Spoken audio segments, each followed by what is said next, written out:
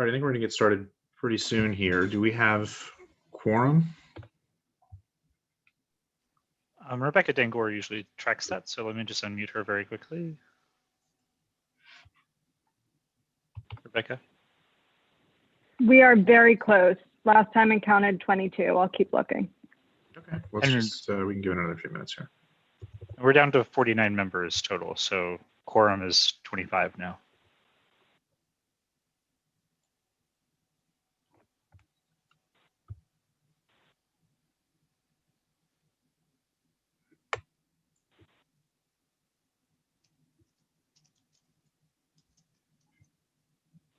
Just one more.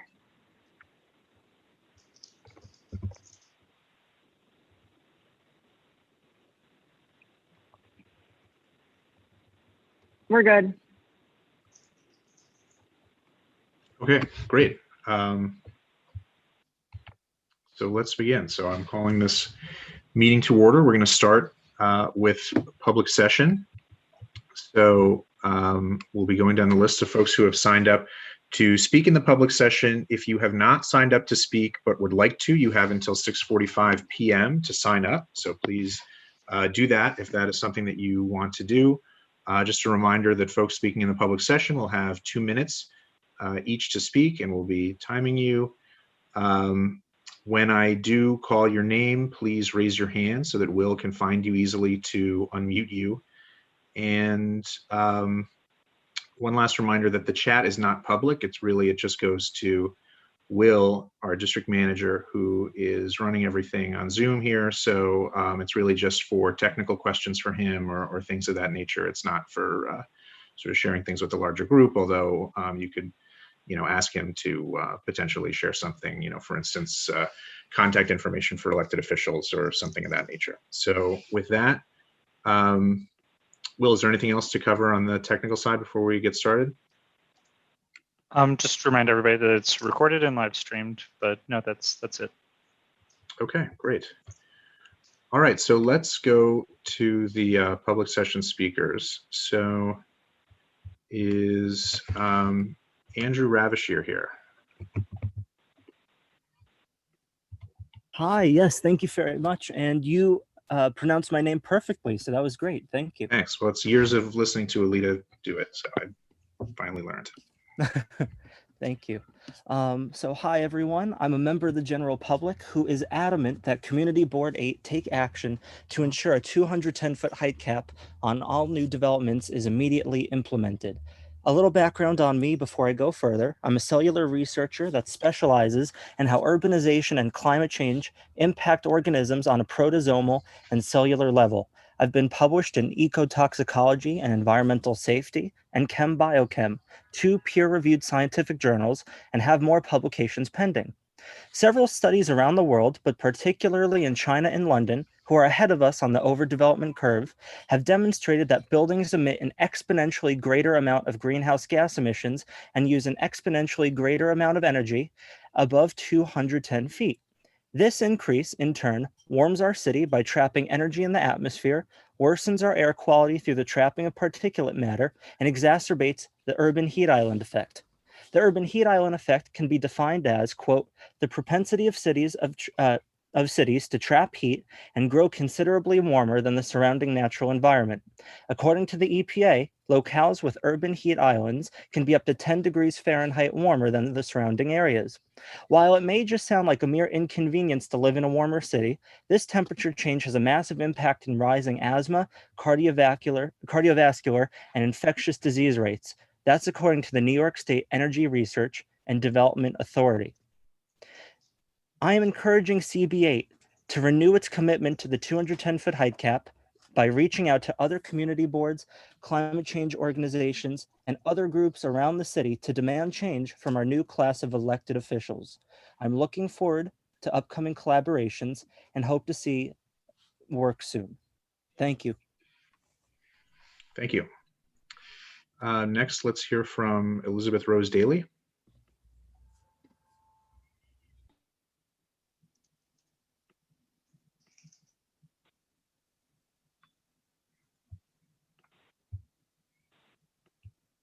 Liz, you'll just have to Yeah, unmute. okay, got it. Thank you. Okay, thank you very much. Good evening. I'm Elizabeth Rose Daly. I am the Community Relations Manager for the Frick Collection. And this evening, I am absolutely thrilled to tell you that on March 18th, we are going to be moving into our new temporary home to be known as Frick Madison. It will be located at 945 Madison Avenue at the corner of 75th Street, which I'm sure many of you know as having been either the Met Boyer or the Whitney Museum of American Art. We will be welcoming visitors to Frick Madison on Thursdays through Sundays from 10 a.m. to 6 p.m. You will need to purchase timed entry tickets in advance, and online sales will begin this Friday, February 19th. And so the Frick Collection will be at Frick Madison for approximately 2 years while our historic buildings on East 70th Street are being renovated.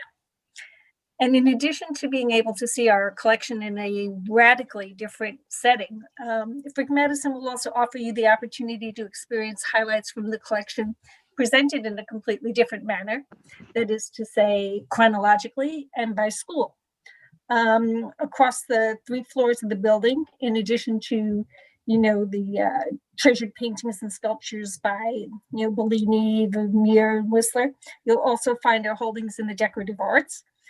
And there will be some rarely displayed works such as 2 17th century Mogul carpets, as well as long stored canvases from Jean-André Fragonard's series, The Progress of Love. And that will be shown together in its entirety with the 4 panels that you usually see when you come to the Frick. So if you'd like more information, I encourage you to visit our website, which is www.frick.org, and I'll put that in the chat for Will.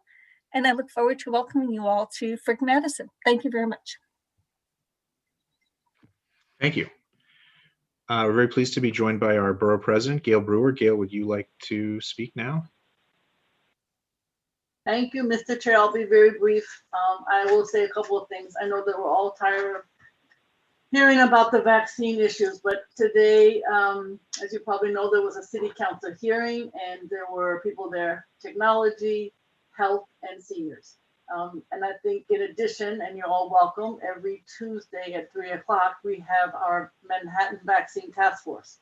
And what we're learning, a couple of things. We know that the next big challenge, there are so many of them, are the homebound. And in the borough of Manhattan, or maybe it's citywide, but just on Meals on Wheels, there are 20,000 homebound seniors and individuals.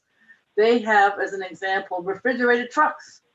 And they could, in fact, once the meals are done at 3 o'clock, they could, in fact, be the conduit for getting those 20,000 people shots.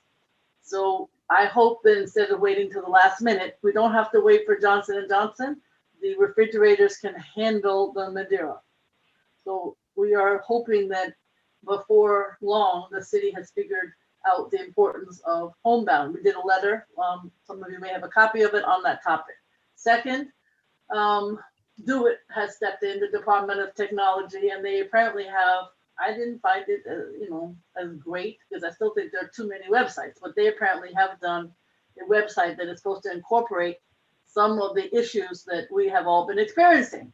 Not all of the sites are condensed into this one website, but it is easier to use. We all have the technology concerns. I could list them to you as well as you can. But that came up today as to what the city is doing. The state will not cooperate. Not going to be one site from what I can tell. And not all of the hospitals have joined that site. So that's another technology challenge. And then the third issue just for the seniors in general. So Councilmember Chin has been pushing, and we all have, the following. One of the developments on the Lower East Side did it correctly. What happened was a nonprofit was called. 400 slots are available. The nonprofit called all 400 seniors, made appointments for them, as opposed to telling them to go to a website or make a phone call. And that works. It would work on the Upper West Side, and it would work on the Lower East Side. It's been working in Harlem. And that's what we have to do. At the same time that was going on, we were at another site in Harlem, and somebody forgot to tell NYCHA. NYCHA forgot to tell the residents. I don't know what happened. In any case, there were 130 empty slots available. And so we ran around making sure that people got shots. So what I'm trying to say is it's still a challenge a lot of second doses, and we are still waiting for more vaccine.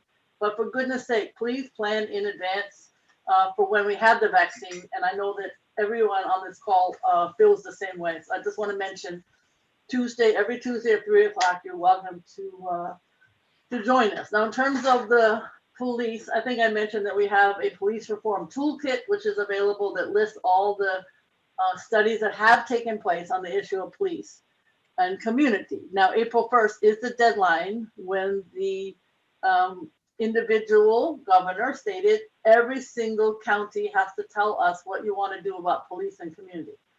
So the 5 borough presidents met virtually recently with police, and the notion, one of them, and I think we should be discussing this as a community board, because I don't know that it's thought out, is that the local commanders be selected by the community.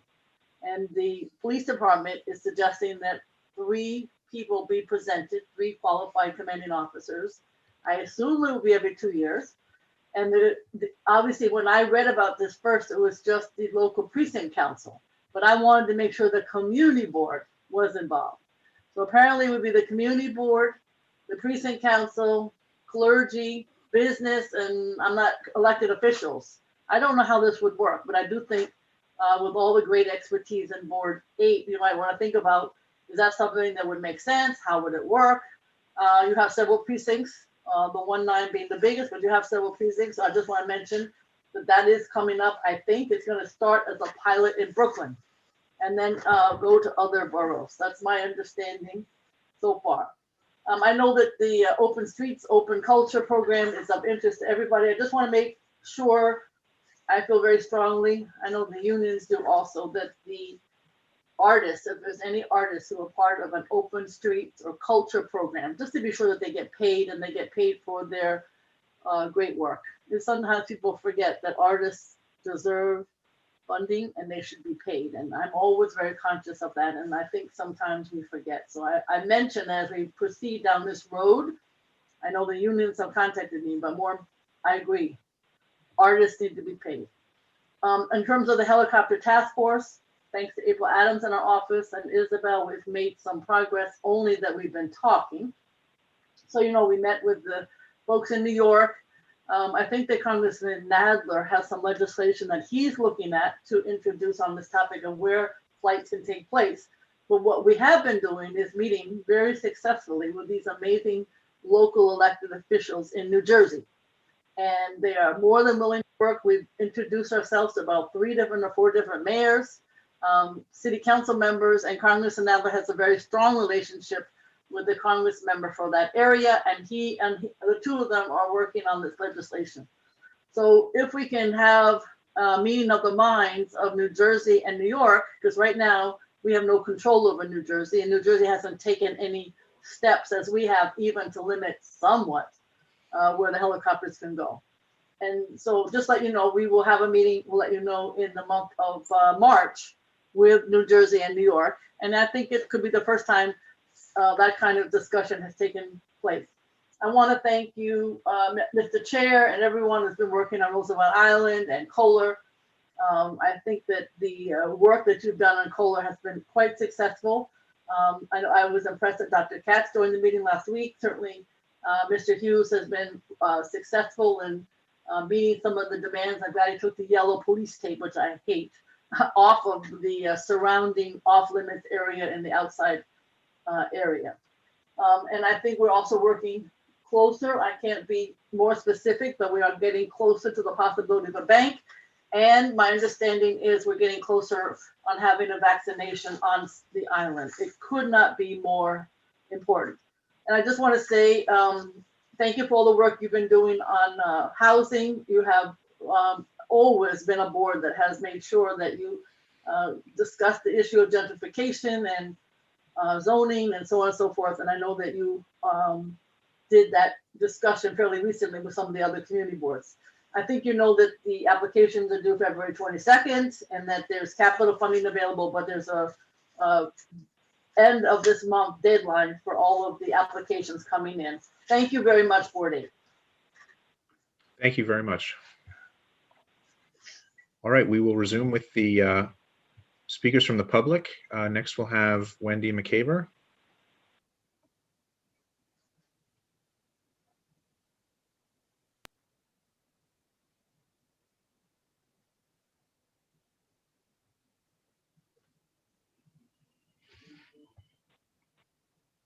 Wendy, you can unmute. I clicked. All right, can you hear me? Yeah. Awesome. Thank you so much. Very close. It's McIver, but that was really close, and it's not a usual We'll get it pronunciation, I next think. time. Thank you so much. I really want to thank all the members of Community Board 8 for really your tireless work on the complex issues. And I wanted to double down on what Andrew Ravisher was saying about height and overdevelopment, not just in our area, of course, but the entire city. Of course, many community groups have been in touch with each other throughout the city. I'm pleased to say that in Brooklyn, the Brooklyn Botanical Gardens has been saved from the horrible effects of shadows and overdevelopment.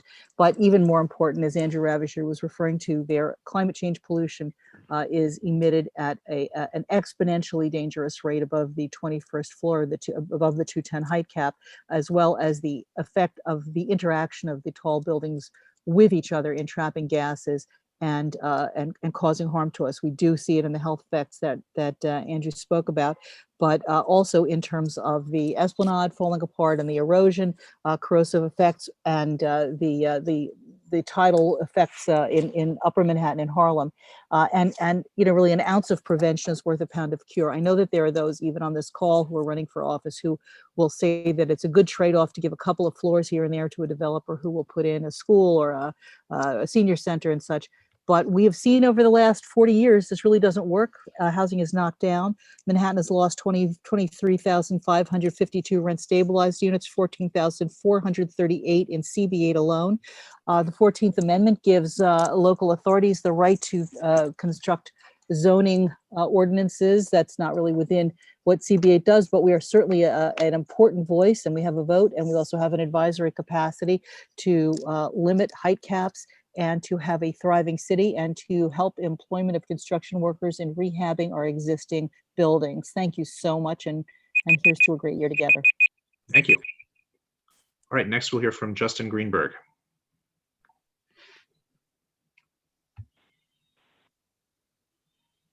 Hello, everyone. My name is Justin Greenberg, and I'm the head of the District 2 NYC chapter for the Diversify Our Narrative campaign.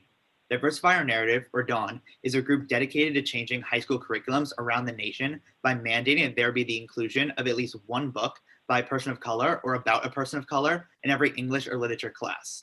I'm speaking to you today to discuss the need for more anti-racist and diverse texts that illustrate the BIPOC, or the Black, Indigenous, and People of Color's experience in America, be introduced and discussed in our classrooms.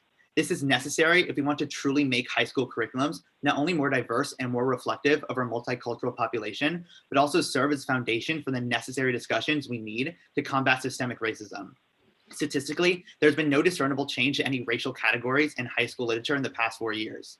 In 2016, only 10% of all children's books published in the United States included people of color, even though a full 40% of the population do not identify as white.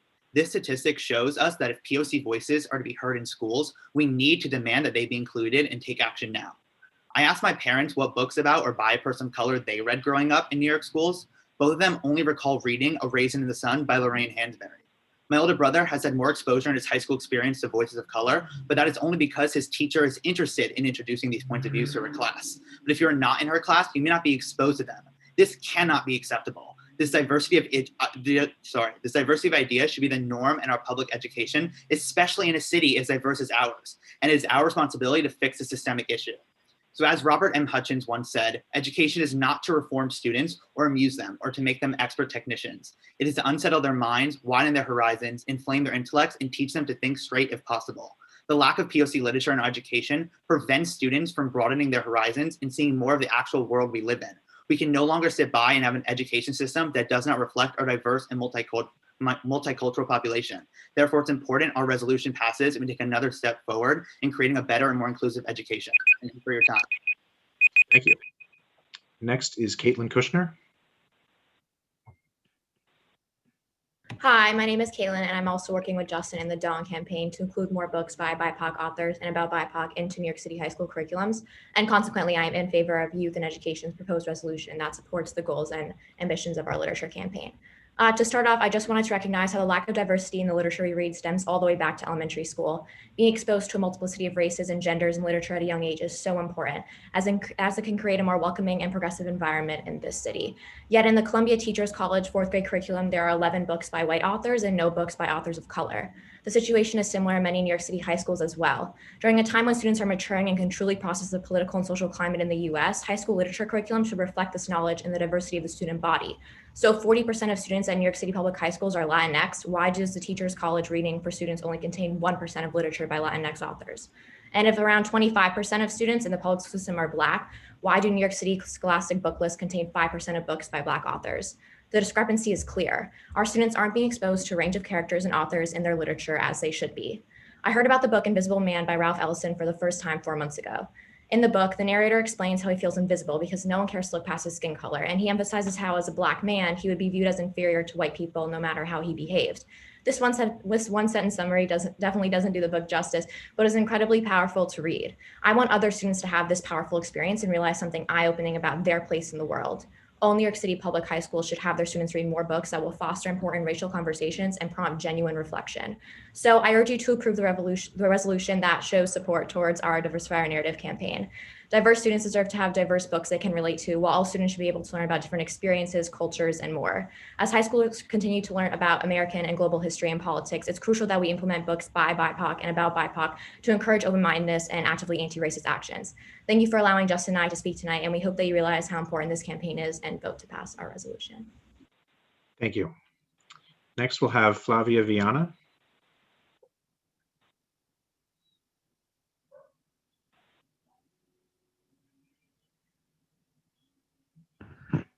Flavia, you just need to, there you go. Yeah. Hello, can you hear me now? Yep. Yes. Yeah, thanks everyone for giving me the opportunity to speak. I'm speaking on behalf of creating a dual language French program starting from K, because there was a program that has been very successful for pre-K, but because there were so many people who were trying to get into this program, not everybody got in, and I'm one of them. So basically my son is losing the opportunity of being educated in his one of his native languages, which is French. I am Brazilian by birth, so I have to teach him Portuguese, so I can't teach him French, Portuguese, and English. And the other thing is that it's just crazy how we don't have this option all over the city, being a language that is spoken all over the world, in all different continents and all kinds of people. I am Latina, so it represents a lot of diversity. My son is half Latino and half French. So I think it's very important to have this option for all of us, so we can basically he can communicate with his family. And also, I am a single mom, so I can't really pay for his private education to have French. So please give consideration to this, because there's so many families trying to get in, and there's just not a place for everybody. The DOE hasn't been very helpful in this respect. So I'm here speaking on behalf of other parents and myself that were fighting really hard to have this option for kids, especially in this difficult year of COVID. It's very important to care about the education for these children and to keep contact with their own families. Thank you so much, and have a great evening, everyone. Thank you. Next, we'll have Nabina Pandey. Hi, thanks again for allowing me to speak. So my name is Nabina. I'm also the mother of a child who is currently attending the Upper East Side Dual Language Program. I'm Nepalese and I've grown up in West Africa. So French is a heritage language for me. The program has been extremely successful. My son has learned a lot, and it has been a lifesaver, especially during this COVID situation. It's keeping him focused. He started sleeping through the night, feeling comforted, hearing his heritage language. When the program started, the DOE had promised they would work with us on the next steps on this program. Otherwise, I wouldn't have sent my son to the program to start with. Now, despite its success, it's just suddenly being cut. There's no issue of space, there's no budget issue, there are no actual issues per se, but they haven't given us reasons to, for why they're cutting the program. The kids are stranded, my son is stranded, and I'm feeling that our voices, the voices of parents, are being ignored, and we're pleading for your help here so that we get the support we need to continue this for our children. Thank you. Thank you. Next, we'll have Catherine Remy.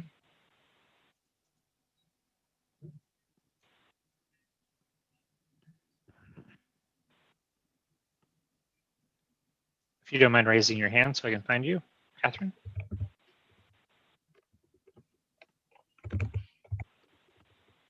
Oh, she's apparently not here. Okay, let's go to Amelie Daria Sable. Amelie, you can unmute. Hello, can you hear me? Yeah. Yep. Hello, hi. So I'm with the group of French parents. I'm French, as you can hear, and I am the mother of like 3 bilingual kids. Their father is American, so I always speak French to them, French so they do grow bilingual. And the points that I'd like to share with you today and I want to make is that being a multilingual learner does affect kids' ability to write and read in both languages. I'm no expert, but I want to share my experience with you on that one sample of 3 children, age 8.5, and two twin boys, age almost 5. So I was told, early on that 2 languages can be confusing, can slow their ability to speak properly, which I did experience with one of the boys. He still mixes up R and V in both languages, for instance. And I was told, until they're 2, they don't understand their 2 languages. They only associate language with the face, etc. As I grew up, I came to understand that unlike me, who has a very segmented and rigid brain split in 2 with French mother tongue on one hand and English on the other, they do have one single brain with no filter and like no separation. And French and English, they kind of live, together in there, not always in harmony. It's messy at times and certainly confusing. And, they would sometimes start sentences, mix English and word. I mean, anyway, where am I getting at with that? It's just that it got to a new level of complications where my older daughter, started to learn to read English in kindergarten at a public school. And when you start to learn reading, then, it's actually putting some order into their brain, except that in her case, it was just English. And I think that if she had French from the get-go, that would have helped. That would have been like beneficial. I mean, look, in English, E is O in French, I is E, G is J, J is G. I mean, he would have equally put order in both sides at the same time and probably clear the mess faster. Thank you. When she entered. Next, we'll have Nadia Levy.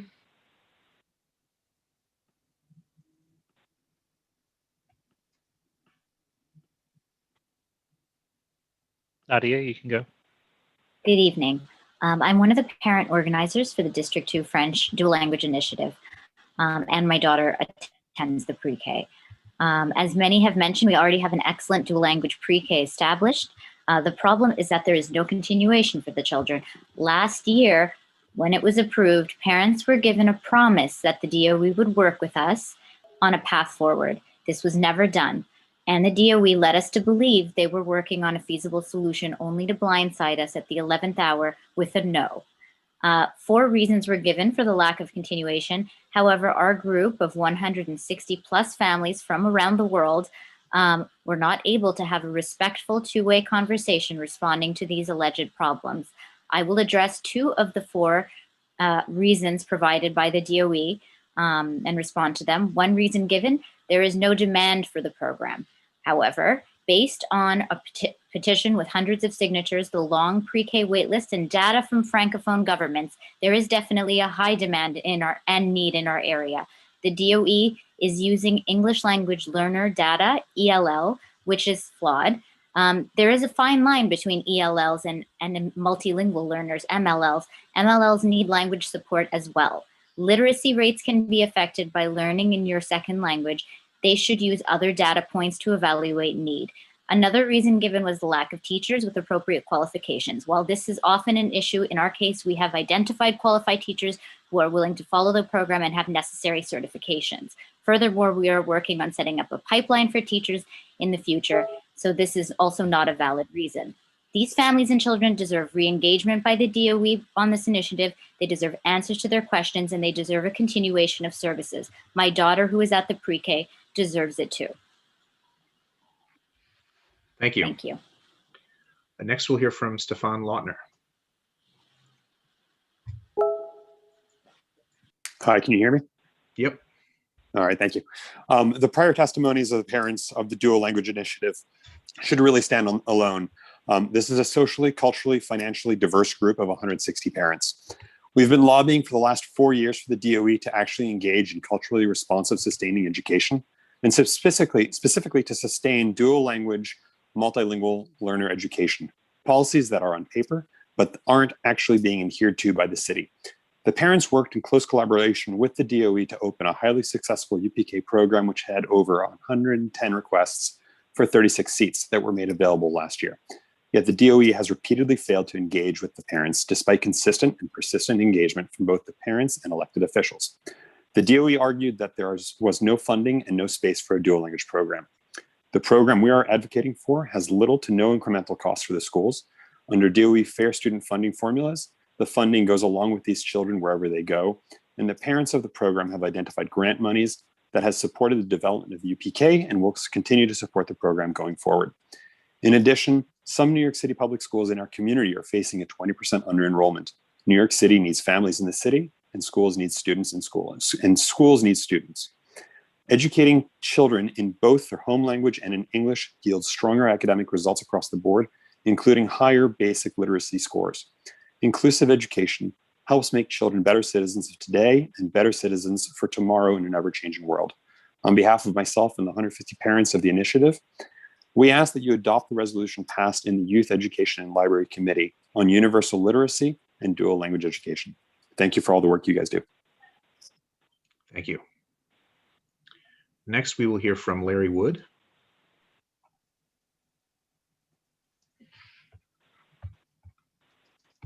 Larry, if you're there, please raise your hand. I don't see you in the audience. I don't see him. All right, why don't we move on to the next speaker here? We're going to hear from Martin Bell, please. Martin, unmute. Hi. I'd like to preface my remark because Liz Daly from the Frick was here and I didn't know she would be here, and I just want to thank her and everyone at the Frick for their Cocktails with a Curator program. I'm a big fan, and keep it up. It's wonderful. It's a wonderful diversion for anyone who hasn't tuned in on Fridays. But why I'm asking to speak today to the full board is both to support the two prior speakers who stated very eloquently why there should be adoption of a 210-foot zoning limit along the avenues.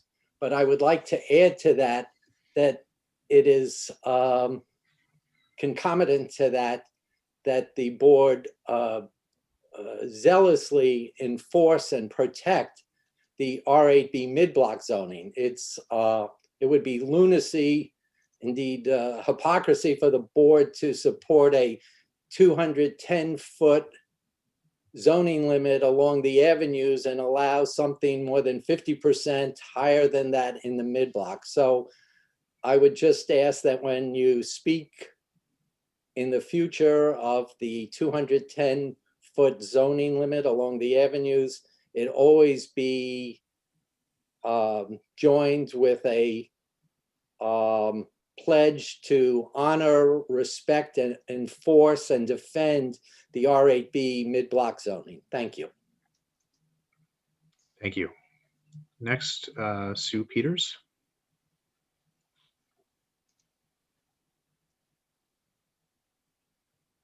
Hi, can you hear me? Yes. Okay. I'm a member of New Yorkers for WireTech. Please check out our website. We've educated ourselves in the science of electromagnetic radiation.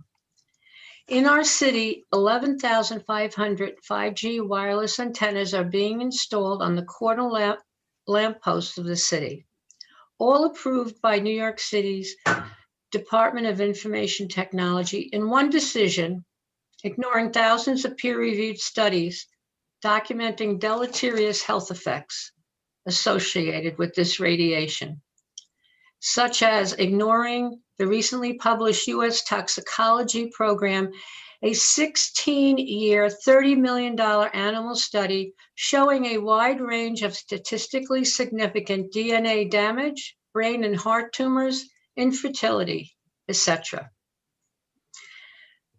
These facts are censored from Americans by the media. For example, in 2019, the municipality of Rome, the territory of the city, and 121 other municipalities in the suburbs voted against 5G implementation. I quote, "We asked the mayor to stop the 5G trial and not to raise the limit values in the threshold of electromagnetic radiation.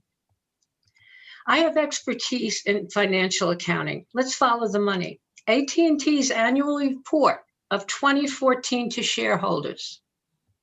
Quote, as we deploy newer technologies, especially in the wireless area, we also face current and potential litigation relating to alleged adverse health effects on customers.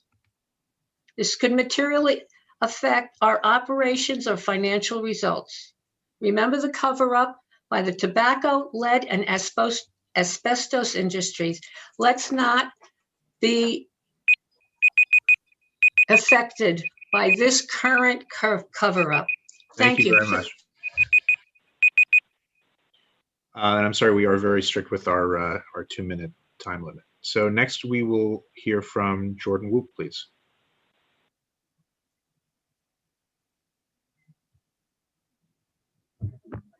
I'm a public member of the Transportation Committee, so I won't be able to speak during discussion this evening about Fairway.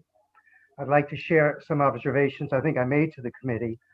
One is there is no overnight parking by people on 86th Street between 2nd and 3rd. I don't know why.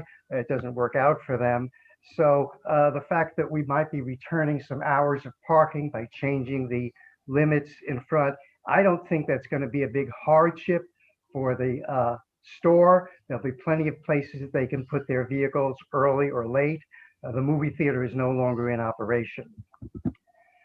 What I'm hoping we can discover is some license, a special license that they require at Fairway, and that the community board can have some influence on by recommending against renewing or even recommending that it be canceled immediately. I do not think that the reduction in the number of hours that parking is not allowed in front of their building is going to be painful enough to cause them to do anything. And maybe people have other ideas, but my idea is to look for some sort of license that we could remove from them. Thank you. Thank you. All right, next we will hear from Valerie Mason, our second vice chair.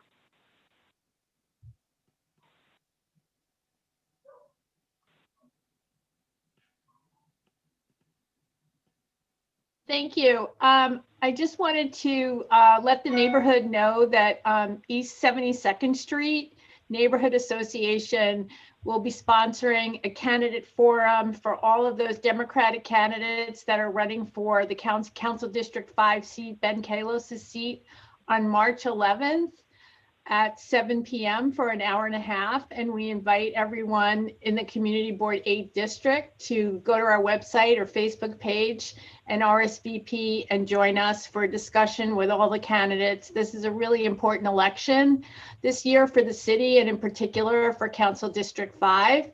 And we hope you'll join us. Thank you very much.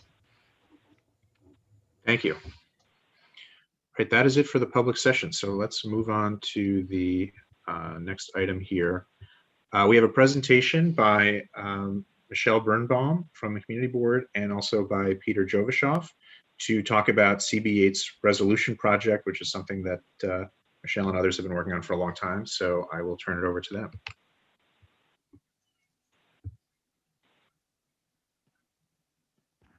Peter and Michelle, you can unmute. Thank you. Well. Okay, Peter, are you unmuted? Yes, I am, Michelle.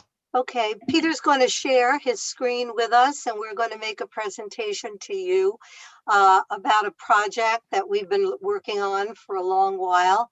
Let me wait until page 1 is up, and so we can go from there. Just give me 1 second. The magic of technology. All right. Someone give me a nod. Cool. Okay, yeah, here we go. We're fine. So a while back, I had suggested to the then chair, Alita Camp, that the board should somehow have a handle on what happens to our resolutions, how they're adjudicated when they get to the government agency or entity to which they're directed after there's some resolution in the adjacent committee. And that's basically what this project is about. Peter was one of the interns that worked on this project and then became the head researcher and a consultant. And he compiled the data and created this presentation in collaboration with me. I wanted special thanks to Hunter College. It was all done by using interns, and their names are below. And also thanks to Will at the office for his input.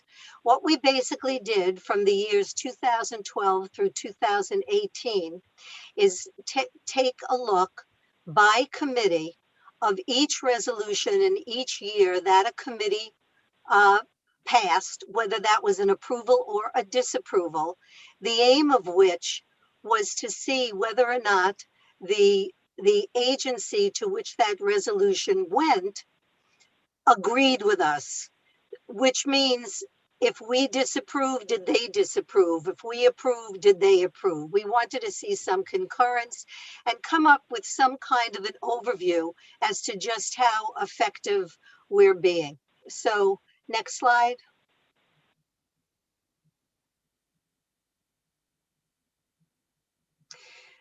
So that was the mission, as you see here on this page, is what percentage of the CBM resolutions or any part thereof have been incorporated into any city action. The community board has many committees which devote time to dealing with concerns that face the community. Some of them are listed here. And when the community passes a resolution, it goes to the full board for a vote, and that vote is sent to the elected official or agency that could implement the suggestion or incorporate it into legislation. Next slide. Many interns contributed to the gathering of the data over the course of 3 years. Interns from Hunter College, some of whom worked on the project for as little as 1 semester, some as many as 3 semesters. They did the data collection. The research was conducted by using the Community Board 8 office archives and by compiling information gathered from email correspondence and phone calls to individual city agencies, and also doing research on the NYC Open Data Portal. So we basically used every avenue we could that would or could conceivably record or maintain a community board resolution. There were pitfalls to this, however, because we had to depend on city agencies, their representatives, or their websites in order to gather the information on how they adjudicated the resolutions. And because these resources were either unavailable, unresponsive, or lacking information, there might be some discrepancies in the raw numbers of this presentation, but it doesn't discredit the trends indicated. So we think while there is a margin of error without question, that the numbers that you get will give you an indication of what in fact has happened over the years from 2012 to 18. Next slide.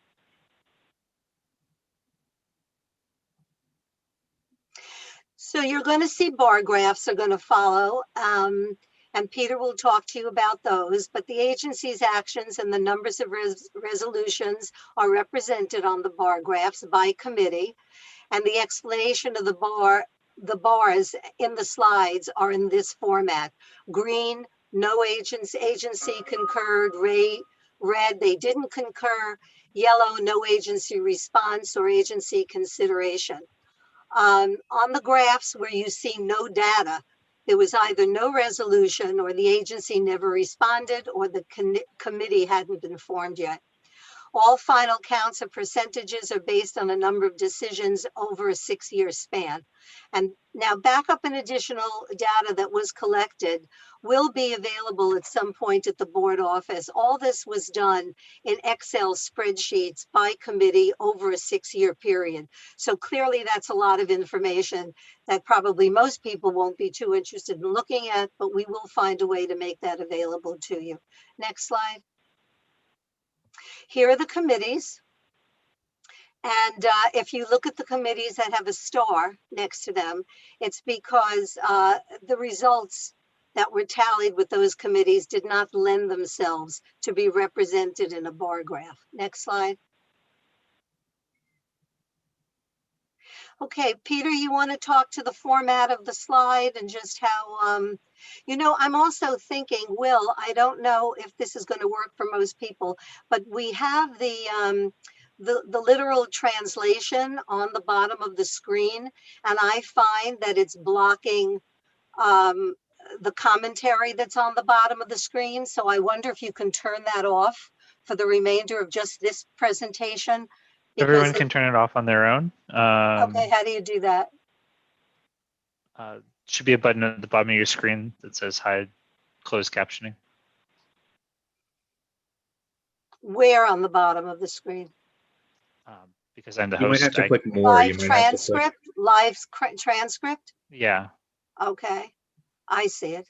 Okay, got it. Thank you. Did everybody else get that? Because I felt it was covering what we were trying to do. Anyway, Peter, you go ahead now. Sure. Okay, so we're going to take a look at about 13 or 14, forget the number, different committee slides now. I'm going to use a little laser pointer here. Hopefully that you can see that. And we'll go through them all. I'm going to go through the first two just to try to show you where things are. They all follow the same format. So the first one we'll use is the Environment and Sanitation Committee. And what we've done here in the top, we talk about the total number of board approvals and disapprovals between the years of 2012 and 2018, as you can see over here, 2012 through 2018. So in this situation, 9 approvals, resolutions which were approvals, were sent between 2012 and 2018, and 0 disapprovals within the same time period. Now that we know that, we look at the main graph here, the number of agency responses. So there are 3 options, as was mentioned earlier. Either the agency in question can concur with the resolution from the board, they can not concur with it, or there's no response. This also, as we mentioned earlier, can be because there was not enough information or there was just a lack of resources to retain the information. Most likely because there was just no response. So we can see as an example, the breakdown here in 2013, 2 resolutions which were sent to agencies came back with the agency not concurring with our decision. So obviously, as we know, all of them were approvals. We sent 2 approvals to them and they said no and did not concur with that. In situations where 2014 and 15 are blank, as you can see, this is, as Michelle mentioned before, because no resolutions took place during this time, the committee wasn't existent during this time, or something of the sort. So with that said, we can look here at the bottom, which is a nice simple summary. We can see that the agencies agreed with our decision 1 time out of the 9 which were presented to them, leading to an 11.1% supporting rate, as you would say. So let's go to the second one, and that's going to be the Health, Seniors, and Social Services Committee, where we see total community board approvals being 8 and disapprovals being 0 between the same amount of time, 2012 to 18. And then we go look at the concurrence rate. So we can see that the agencies agreed with our decisions 4 times out of the 8 presented to them, leading to a 50% time. And we can see as another example I'll use, like right here, we have 2 concurred resolutions by the agencies and 0 and 0, which is why we have this nice bar graph. And then we have 2 situations where there's blanks. Okay, so now that we've seen it, I think the rest of them will be easy for everyone. Let's go to the next one. We have the Housing Committee. The Housing Committee provided 7 approvals and 4 disapprovals. In terms of agency responses, the agencies agreed with our decisions 5 out of the 11 times presented to them, leading to a 45.4% supporting rate. Now we start to see larger numbers with the Landmarks Committee. Landmarks had total community board approvals of 163 and disapprovals of 68. In terms of the agency response, agency concurred most of the time, where we see that the agency agreed with our decisions 163 times out of the 231 presented to them. This leads to the agency supporting community board decisions 70.5% of the time. Quite high, that's a great rate. Going on to the next one is the Land Use Committee. You see the Land Use Committee has total board approvals of 34 and disapprovals of 8. I'm sure you see the giant yellow bar there. And as you can see in 2012, there was a larger amount of no agency responses. With that said, we can see that agencies agreed with our decision 25 times out of the 42 presented to them, leading to the support rate of 59.5% of the time.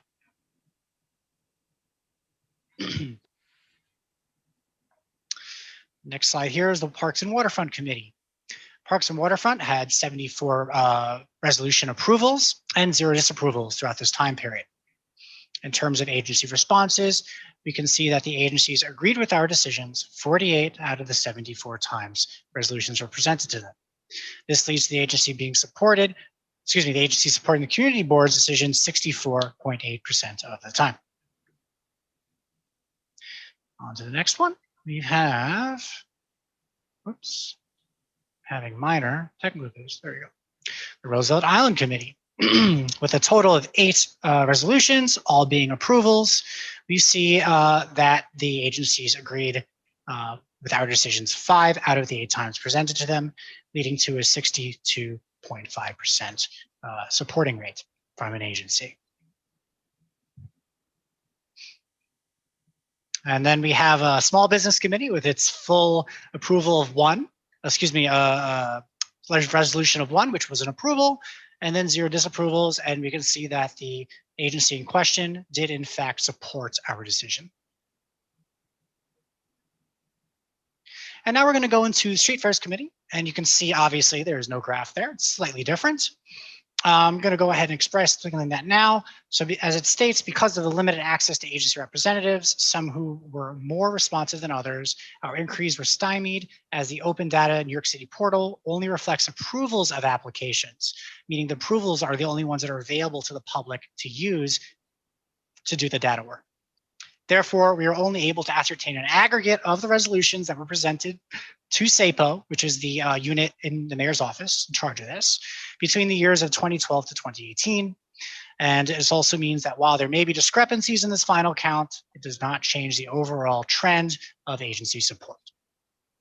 So with that, we'll start at the green arrow on top here. So we have the total number of resolutions which the community board sent to SAPO, which is 375. And then we're going to go over, take a look at the left, and we see that of those 375, 349 were approved resolutions, and that 26 were disapproved resolutions, leading to the following percentages. If we look at the right-hand side, we see the total number of SAPO agreements with the board, how many times SAPO agreed with either decision. This leads to 298, which is 79.46, which is pretty good. And then 77 disagreements with the board, which is only 20.5%. So this is a slightly different situation because of the data that was available. And we figured this would be better than a graph given the situation. So let's move on to the next one, which is the vendor committee. The vendor committee had a total community board approval of 6 resolutions and disapprovals being 0. In terms of the agency responses, we see that the agencies agreed with our decisions 2 times out of the 6 presented to them. This meant that the agency supported the community board's decision 1/3 or 33.33% of the time. And next is Street Life Committee, another larger set of data, where the total community board approval resolutions were 693 and disapprovals being 34. We see that overall, the agencies did approve of our decision. So they concurred with our decision, the agency concurred. The agencies agreed with our decisions for 172 times out of the 727 presented to them. It is interesting to note that because of such large amounts of no responses that there are, the remainder is accounted for in the no agency response columns. This leads to the agency being supporting community board decision 64.9% of the time. Okay, the next is the Transportation Committee. Transportation Committee had a board resolution being approvals for 131 and disapprovals of 6. In terms of agency responses, a vast majority of them led to no agency response, unfortunately. This is, of course, as I mentioned, this is after multiple attempts of working with varying agencies, units, departments, contacts, as well as data sources. So we can see here that the agencies agree with our decisions, 15 of the 137 presented to them, leading to a supporting rate of 1.45%, but this is because, obviously, due to the no agency responses. I think it might be 14%. Yeah, that's possible. I will check and I will get that back to you. Thank you very much for checking on that, Rosa. The next one is Youth Education and Libraries Committee, which we see the total board approvals being 8 and disapprovals being 0. And then we have here that the agencies agree with our decisions 4 out of the 8 times presented to them. The agency supported a decision 50% of the time. And then last but not least, we have the Zoning and Development Committee, which shows the total community board approvals were 6 and 0 for disapprovals. And then we have the agency supporting our decisions 3 out of the 6 times presented to them, being 50% of the time. All right, so that's that for the graphs. We're going to move back into other information. And Michelle, do you want to continue from here? Yeah, sure. Next All slide. right. Next slide. Okay, so the way, the kinds of data that we collected was the meeting date of the committees, the name and address of each applicant or the resolution, the board's resolution, the agenda item or case number, the agency decision, the website link to each board resolution, and additional notes, who was contacted, license status, etc. Next slide. The difficulties faced during data collection was some agencies stated they did not have access to older board resolutions or their agency decisions. Some agencies were just not responsive. And when I say that, I'm talking about after multiple attempts. Some agencies were changing personnel, and so there was no continuity. Not all the data for those agencies that did have websites to upload data to, many times it was not uploaded. Also, having the resolutions scanned files and not as PDFs presented difficulty in formatting. And also having 7 interns over the span of time led to a lack of continuity of the research.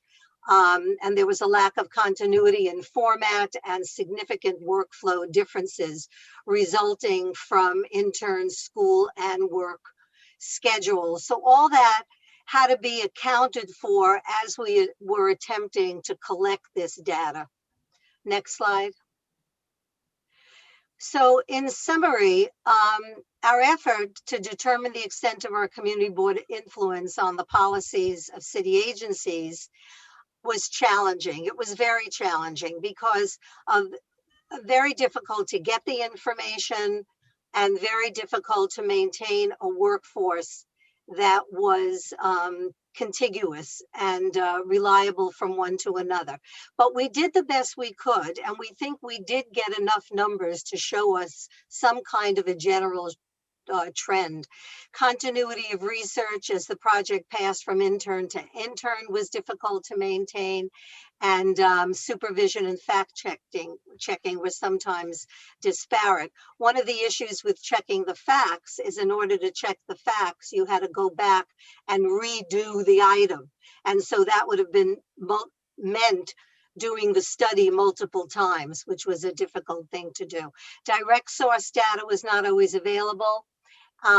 It's also important to note that while we might see changes being made to a government position, we couldn't really determine whether or not these changes were a direct result of our recommendation.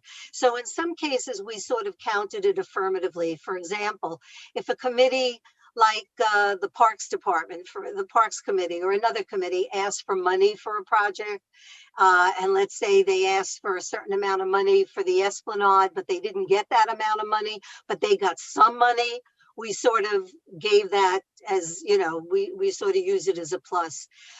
We gleaned as best we could that of the 1,708 decisions and resolutions sent to government by CB8, 59.6% were adjudicated in our favor, while 59.6% of the favorable adjudications is satisfactory.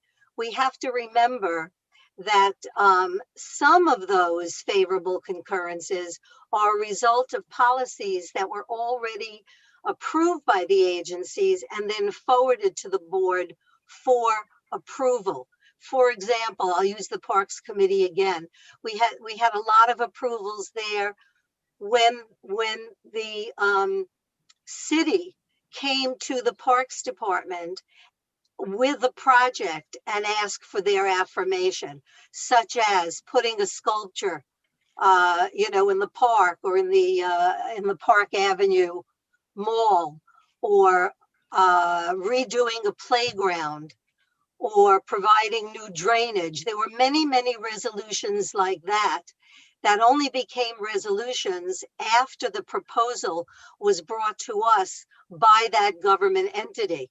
So by the very nature of us concurring with that, that was a good plus in that the government, you know, conversely, then the government agency agreed with us when in fact they had proposed it to us.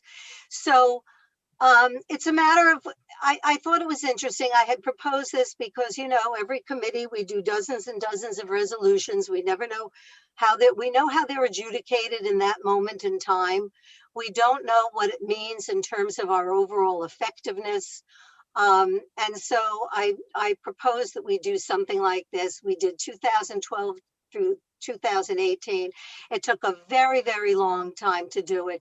There is a ton of raw data that led into these conclusions. And in terms of what to do with it, you know, you do with it what you will. In general, it's not terrible. When you put all the factors in, that a lot of the stuff that came to us was already approved by the agency and they asked for our concurrence. But in fact, it's not really a terrible result in terms of government agencies listening to us. Actually, when I told Russell about this, maybe I'll let him speak for himself, but I hope he doesn't mind if I share this. But he said to me, this would be a good thing to keep going on an ongoing basis, Russell, if you remember you said that. And yes. I thought it would be, but I think the only way you could really do that be able to manage that is to do it on a yearly basis. In other words, so you'd really only be dealing with 10 to 12 committee meetings, but to go back over time or to go forward the next 5 or 6 or 7 years or whatever, it's too big a project with too many data points that you have to get from too many different places, which make you reliable and would make you have to rely on too many different entities. So I presented to you. I want to thank Peter so much, because without him, we could not have done this. He was the intern who saved the day and eventually became the consultant. So here it is. We do with it what you will. Thank you. Thank you. Thank you very much, Michelle, and thank you, Peter, and thanks to all the interns out there who worked on this over the years. I mean, this was obviously an immense undertaking and not easy, and we really appreciate you doing it. And I think it's enormously useful and very interesting for everybody to see these numbers of how these things have turned out. To speak to the point that Michelle mentioned, I was going to mention this. I think it would be a great thing to do, and I think the way to keep this kind of thing going on an ongoing basis would be for committees to, kind of do maybe like a year in review where you're sort of tracking things. I think for the most part, committees are pretty good about basically following up on issues that they've taken up. I think there's sort of ongoing interest in the committees for issues that they've looked at, and they'll look at them again and sort of follow up on how things have gone. But I would encourage committees to, to take a look at the numbers basically and just kind of try and compile this info on an annual basis just to kind of have an idea of how, how we're doing. So I see there are a number of hands up. So let's go and get these, starting with Sherry. Thank you, Michelle. That was certainly an ambitious study that you carried on. One question that I had that you kind of addressed towards the end is how, when you say that the agency approved our resolution, what I was looking for was to see if they actually did anything. So I'd like an explanation on which I think is more relevant. I don't know the difference between approval and disapproval. I mean, how did you? Well, yeah, first of all, and then let me just finish. Yeah, no, go and ahead, then sorry. something that I had suggested, as opposed to, I think each committee, when it passes a resolution, I had made the recommendation that each committee have someone on the committee assigned to literally follow through and contact the agency that it's appropriate. And then that way you would see immediately or soon thereafter if they actually took some action. I think that's really what's important, that they act on our recommendations. And I think that would make it even more meaningful. And I think that would help keep it current too. It's every time a committee passed a resolution, somebody on the committee was assigned to follow up with the agency and stayed with it until we got resolution. But so I was just curious, when you were counting that they approved, it didn't mean that they acted on it. I guess it meant that they didn't. Let me clarify. First of all, it wasn't an approval, it was a concurrence. So in other words, if the board had a disapproval of something, did the agency concur with us? Or if we had an approval, did they concur? Now, it becomes a little more difficult. What you say is absolutely valid. Of course, you want to say if they actually did anything. But what becomes more difficult is many of these are ongoing projects. So, for example, you take a project like the Esplanade, or in my committee, the vendor committee. That has to be legislated. So if you could get an agency to say, yes, that is a good idea, we want to follow through with that, we agree with you, to then determine when it was actually acted upon, you can be going forward for years and years and years. While that's absolutely valid, information that we should have, but that is really the kind of tracking system that you would really need with an assigned person from an assigned committee. You take something like the Esplanade, you can go back, 8-9 years about the Esplanade project, but what has been done? Yes, they may have agreed, or they may have been, they may have authorized some of the money that we asked for. They may have done a lot of those things, but it's an ongoing project. Or if you talk about irrigation in a certain place, or planting, or as I said with the vendor committee, it was passing legislation. Finally, after almost 14 years of our vendor resolutions, in the current vendor legislation and in the last vendor legislation, finally, they are talking about a separate vendor enforcement squad. Now, it's a long time to wait, but that's the kind of thing. So it's much easier, and it tells us something when you can get whether or not they've concurred. Then you at least have the hope that they're going to go forward with it, or at least you can say, well, you concurred, so now where is it? But to actually, with the end result, you're talking years and years down the road. Well, congratulations on a great job. Thank you very much. Thanks. All right, Tricia. Yeah, Michelle, I just wanted to say this was a Herculean task, and I've watched you we've talked about this for years. And I wanted to echo what Sherry said and what Russell said, and what I'm sure others will say too. Thank you so much for this. This is a true service that you've given the board. And my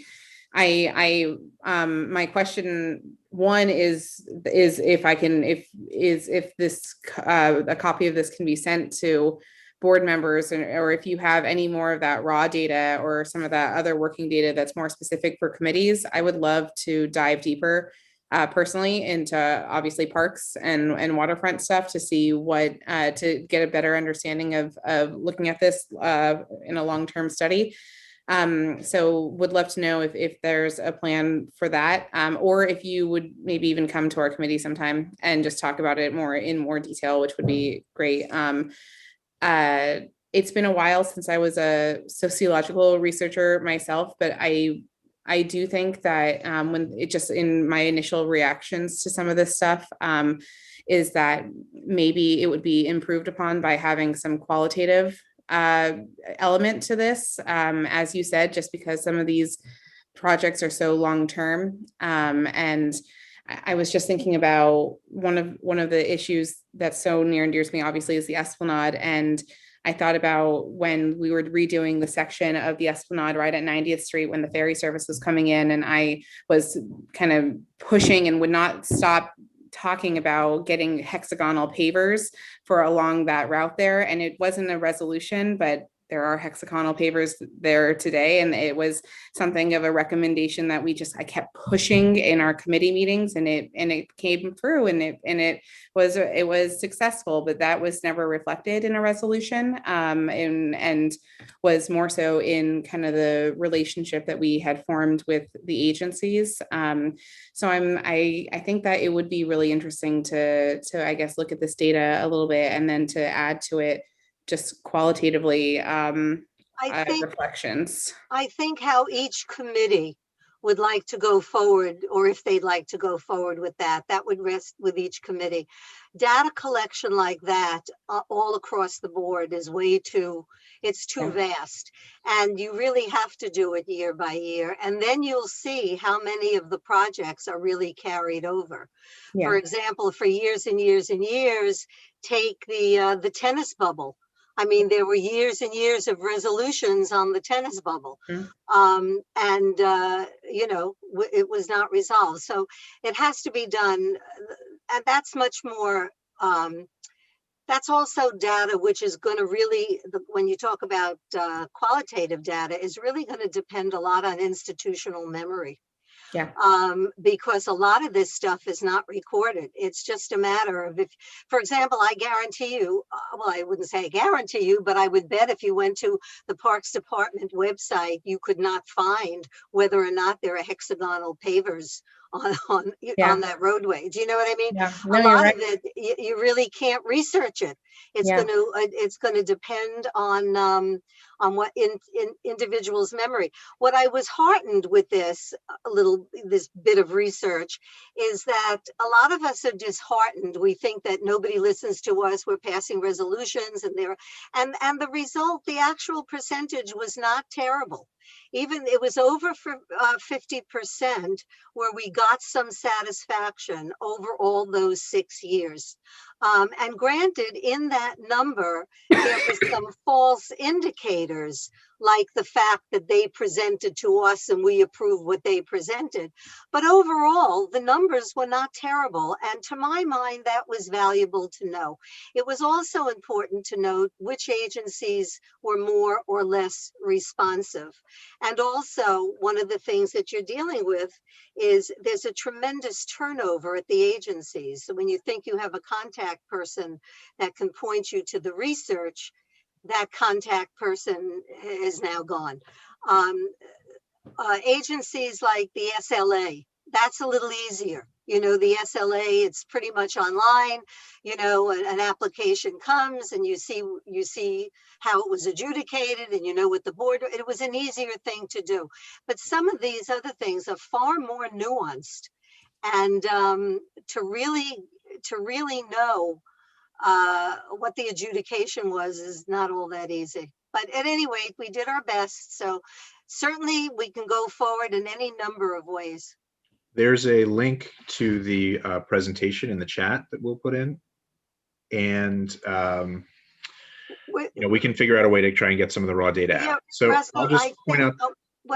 Just let me interrupt for 1 second, because I was going to say that Peter, Will, and I will figure out a way to how to get the raw data, because it's so many, it's Excel spreadsheets, like dozens and dozens of pages we'll of addresses and, so we'll We'll somehow that figure later. that out. Right. Okay. So I want to take the questions that folks have, but I also want to make sure that, we still have a long meeting ahead of us. So if folks can try to be as brief as possible, that would be great. So let's go to Barbara. I'll very quickly just give the same kudos and agree with everybody before.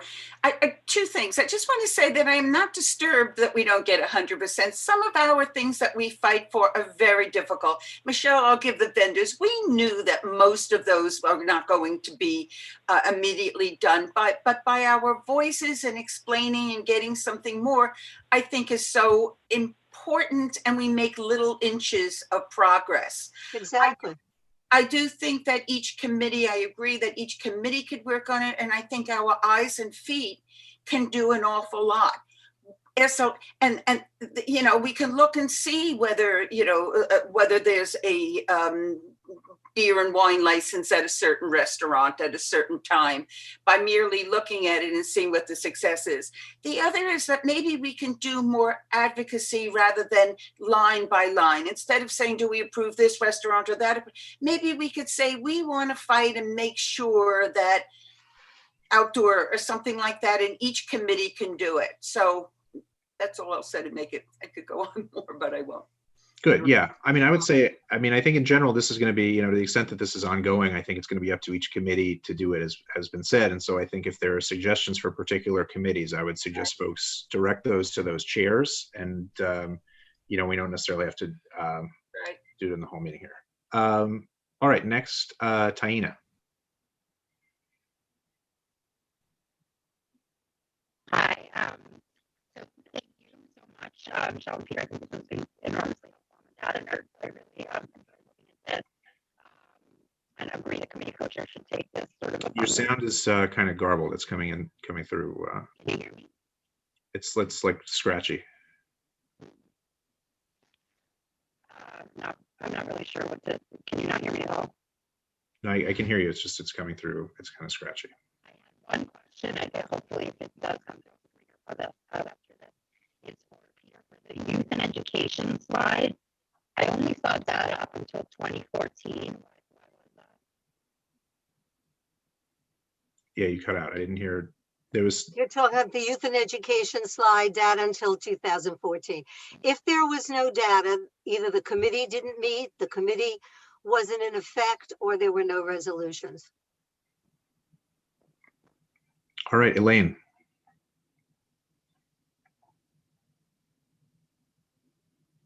Michelle, great job. Thank you. A challenge. The question I would have, and I agree totally with what Shari raised, is what were the implementation strategies the various agencies used to respond to the resolutions? I know when I was co-chair many years ago of zoning, we still wait for an R8B implementation. And we know that city planning refuses to even respond. I don't know how that's recorded, or was that before your study? I would say that a number of committees may have chosen to do letters to the agency because of the sense of lack of response. So possibly down the road, we could look at what letters also were sent to agencies and also get the help of staff to do this work you're asking. And you did a fantastic job with Peter on the data and all, but not everybody has that capacity. We do have staff that I could hope that whatever committee they're assigned to can help us move forward on this. But Michelle, great job. Great job. You. All right, Marco. Thank you. Can you hear me? Yep. Thank you. Michelle, congratulations. A very good job. And I think that probably you will start in the community work. It will make a big difference. And I don't want to undermine your study, by the way. I'm going to say that I don't want to undermine any community too. But the point is, for instance, when you compare to put on a sculpture on Park Avenue, and then when we change the zoning in our district, that have a huge impact. Doesn't have no sense to have the statistics put together. It has to make a good assessment in that part. Everything starts with your idea, by the way, Michelle, and that's rising right away my point. For instance, let me give you an idea of land use, which is the most considered project for myself. Many people are coming for a gym, others coming for a variance, and others coming for a Euler. And I would like to know if in this percentage, all of them are gyms, which is usually that's the case, by the way. We never disapprove gyms. And then the variance even become a little bit challenged.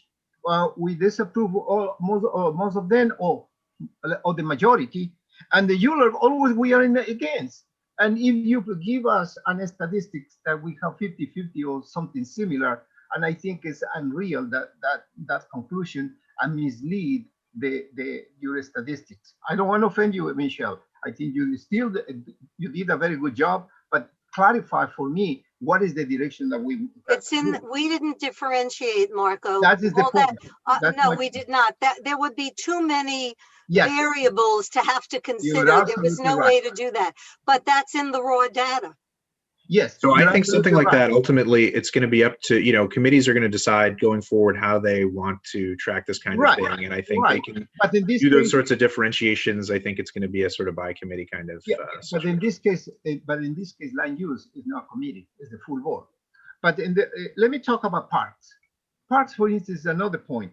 Is they talk about money for irrigation, money for planting, money for the repairs. When in reality, the main project in parks is an assessment that we have for many years is the poor conditions of the structural part of the waterfront, and this we never discuss. And this is the most important part, because once is any repair you're doing, if it collapse, everything is gone.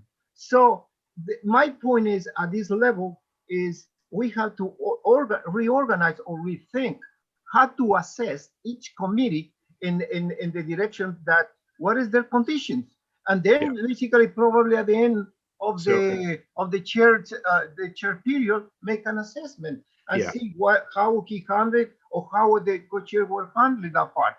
Marco, I think the thing to do is for committee-specific recommendations like that, I would suggest following up with the particular chairs for that committee and seeing how they want to do it and that kind of thing. I think that's, it's going to, as you say, it's going to vary by committee, and different committees may want to do it in different ways. But I think we should. Yes, I agree with that part. But the problem right here, Michelle, she raised so many issues, and that's basically I found it right away in the middle of nowhere. And I think that probably the community will be more effective, especially with the study that Michelle did. Yeah, we were doing.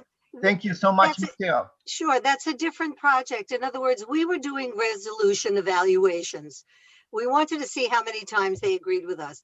That's not to say that tells us everything we need to know about how we interact with government. It is also not to say that it was the be all or end all, but it was the project that I chose because that was what I was thinking. It doesn't mean that we can't build on that.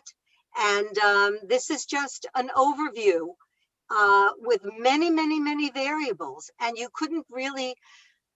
would need a team of professionals to do the kind of evaluation that would really take into consideration the mechanics and the qualitative and the quantitative. I mean, you're not talking about a project where you get a few hunter interns on a term-by-term basis. So I just wanted to explain that you can take this forward or ignore it or do a whole other, whole other kind of project is fine. Thank you so much, Michelle. Billy.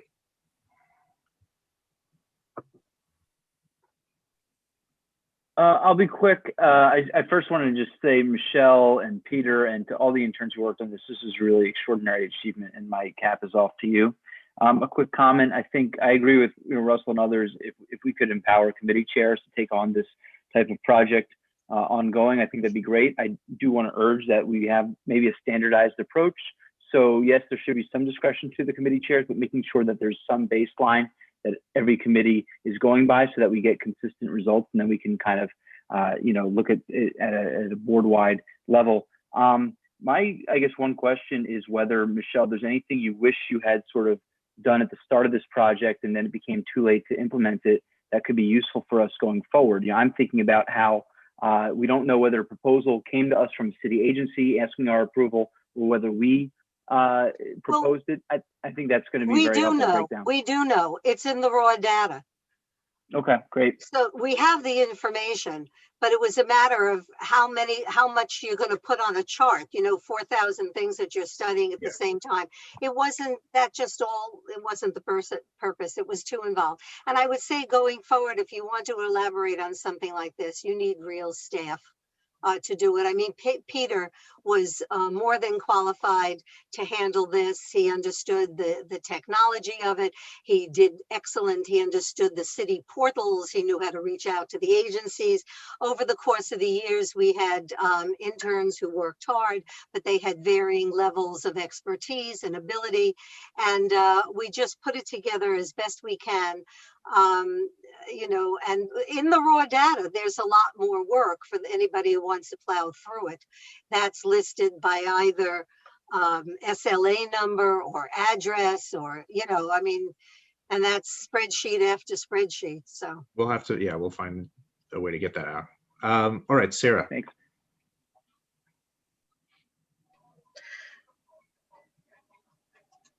Hi, can you guys hear me? Okay, great. So Michelle, thank you so much for this project. Peter, amazing work. You should feel so proud of this work, of the completion of this huge project. I just wanted to make 2 quick points. One is that this project really shows us what an untapped resource Hunter College is. I love Hunter College students because they learn how to research and do work in New York City. They are experts at New York City. And when they graduate, most of them stay in New York and work for within the city. So they're an incredible resource. To the extent that we can find other ways to partner with Hunter College programs, I would love to do that. The second thing is, I think that this discussion is showing how data starved we have been, and how many different ways we can be thinking about the information that has been gathered. And so I hope we can send this report to the borough president and to the borough president candidates as an example of something that they can implement systematically across community boards. It would be interesting to kind of take a measure of, for lack of a better term, relative power amongst community boards, and to see which agencies are the most responsive and to community positions and which aren't. So I hope that this is just the beginning of work that can be done to help us better understand the impact of community boards. And huge thanks to Michelle and Peter. All right. Abraham.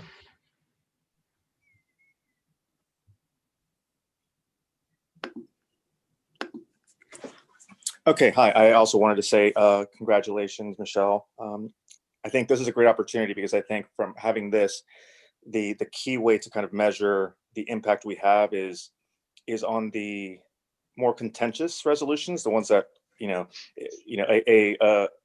innocuous, kind of straightforward, plain vanilla, SLA application, that's likely to get approved anyway. But I think having this data and this information, this process, now we can actually start to look at the ones where there is a little more contentiousness or a little more back and forth. And I think that'll help us going forward to see the real impact of where we're listened to, not on the easy things, but on the more challenging items. So thank you for that. Thank you. Sharon Pope-Marshall.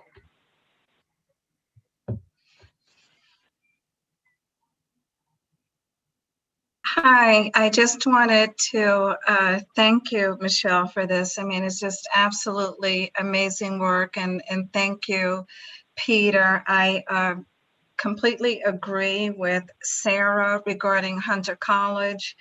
Those students, they know New York City, they stay in New York City, they love New York City, and there is much more that we could do with them. And thank you, Michelle. Thank you. All right, thank you very much. So let's move on to the next item on the agenda, which is adoption of the agenda. Is there a motion to adopt the agenda? So moved. Excellent. Is there a second? See Sherry put her hand up. Okay. Anyone opposed? No. All right. Next, adoption of the minutes from last month. Is there a motion to adopt those?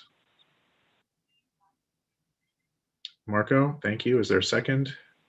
I saw Rita. Great. Okay. Excellent. Okay. Next item. Let's go to, we had the Borough President's report. Let's get the elected official reports, please. If you're representing an elected official, please just raise your hand through the participants menu or through the reactions button, and we'll call on you in order that we see you. Jack Robbins. Hi, everyone. I'm Jack from Assemblymember Seawright's office. Do you want me to wait for the 2-minute time? You can go. Okay. So just want to start off by thanking everyone who joined us last week for the Assembly members' virtual swearing-in ceremony. We were joined by U.S. Senator Chuck Schumer, Chairwoman Carolyn Maloney, Attorney General Tish James, Manhattan Borough President, and many, many others. So thank you for that. I also see on the agenda that you're taking up new business on a resolution in support of a nursing home visitation bill. The Assembly member is in support of that bill. She is signed on as a co-sponsor, so I wanted to let you know that. Assembly member Seawright has been extremely busy regarding budget hearings in the Assembly that are jointly done with the Senate. Most recently, she questioned the mayor regarding vaccination sites and what the plan is to get seniors who cannot travel or are stuck at home vaccinated. As Gail Brewer mentioned, she also is working on that and is hosting a COVID vaccination task force that we are participating with her staff weekly on, and we continue to make that one of our top priorities, is getting people vaccinated and getting people's access to vaccination. We have a few upcoming events every other Tuesday. We are still hosting our housing legal clinic. Please feel free to call our office if you'd like to join that. We are restarting our knitting social. It will be done on Zoom. If you're interested in that, please feel free to call our office as well. That will be on Thursdays. And next Tuesday on February 23rd at 7 p.m. on Facebook Live and Zoom, we will be doing a Town Hall Tuesday regarding ranked choice voting and how that is going to be implemented and what to expect for the next general or the next local city election. So I'll put my contact information in the chat if anyone has any questions, and feel free to reach out to our office. Thank you. Rebecca. Hi, everyone. It's Rebecca from Assemblymember Dan Court's office. I hope everyone is doing well. Budget season is upon us, so the Assembly member is hard at work making sure the state and our community is going to get the appropriate funds needed for this difficult time. Dan is going to make sure it's one of his priorities. He's been making known through the past few months that we need funding for the MTA, and we can't have funding for the MTA to be cut because it is the lifeline of our community. So he's doing absolutely what he can to make sure that gets included in the budget. And also we did circulate a budget letter to the speaker requesting $2 million for the Mount Sinai Adolescent Health Center located on East 94th Street, where we got other Assembly members to sign on, including Assemblymember Seawright. So we hope that reaches the budget at the end of this year. As always, if anyone has any questions or needs help with anything, please give our office a call or send an email. We'll do our best to help you out. Thank you. All right. Mike Van Italy.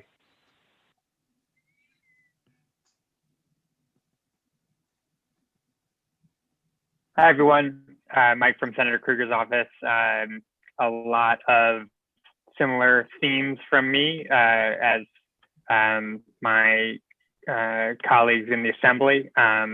It's budget season, and we have heard from a lot of our constituents with their opinions on certain budget issues and legislative proposals. We always do, but I think there's been a significant uptick this year due to all the challenges we're facing. And I want to encourage everyone to contact us and weigh in on anything, and also to keep an eye out for the Senate's One House budget resolution, which is in response to the governor's executive budget proposal, and that's being developed as we speak at the moment with the senator and her colleagues, and will be released in the upcoming weeks. And then besides the budget, the biggest thing that we've been hearing in the community in our office has been the COVID vaccine and the difficulty that many of our neighbors have been, who are eligible, have been facing in reserving a time slot. And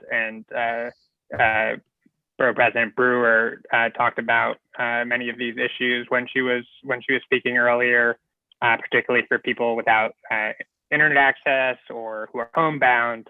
And she's been leading that Manhattan Vaccine Task Force, which has been very helpful. And we've been trying to do everything we can just to give you the most up-to-date information.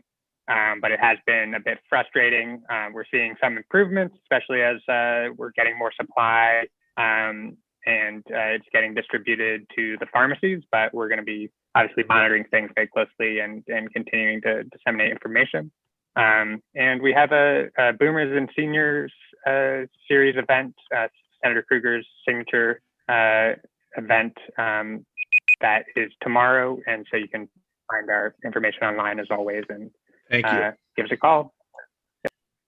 Abby Damsky. Hi everyone, Abby from Councilmember Kalos's office. On the councilmember's first day in office, he met with Rockefeller University to begin work on a new biotech hub that will receive $38 million in public and private funding to grow jobs in the district.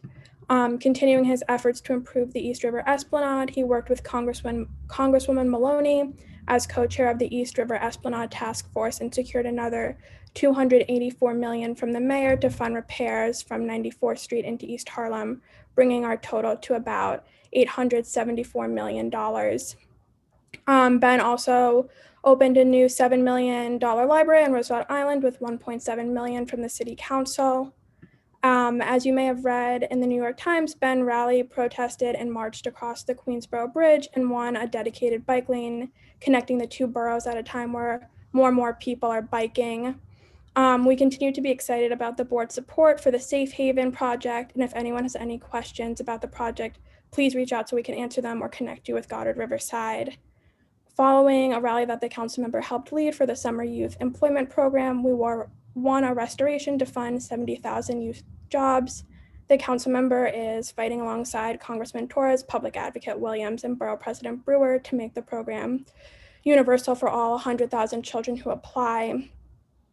After New Yorkers were forced to wait hours to vote early, the council member authored legislation to expand the number of early voting poll sites and locations in New York City so you can vote early much more quickly. And lastly, please join us at our annual State of the District this Sunday, February 21st at 12:30 p.m. The event will be virtual and you can RSVP at benkalos.com/events. Thank you. All right, Philip Ellison.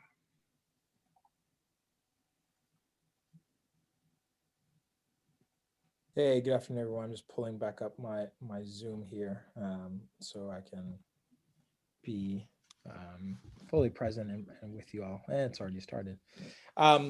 So good afternoon, everyone. Always a pleasure to be here. Philip Ellison from the Public Advocate's Office and Manhattan Borough Advocate and liaison to Tech and Data Team.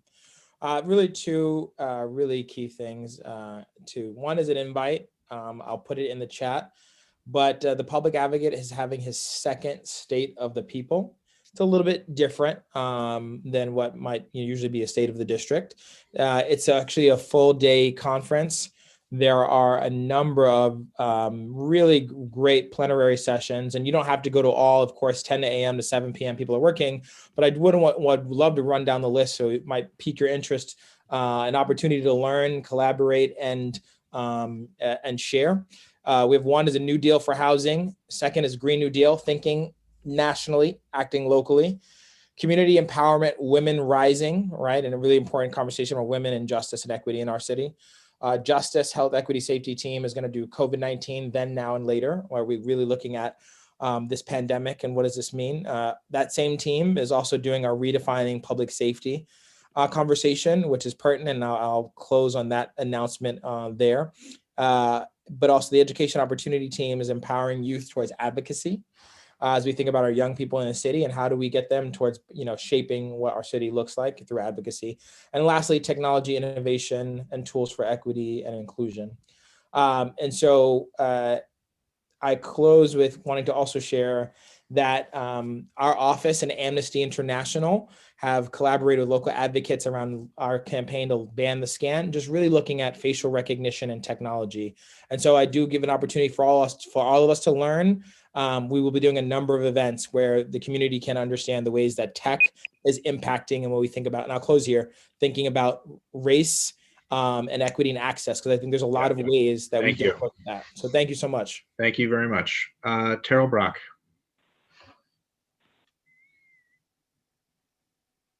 Hi, good evening, everyone. My name is Terrell Brock, and I'm from Senator Jose Serrano's office. I hope we're all doing well today.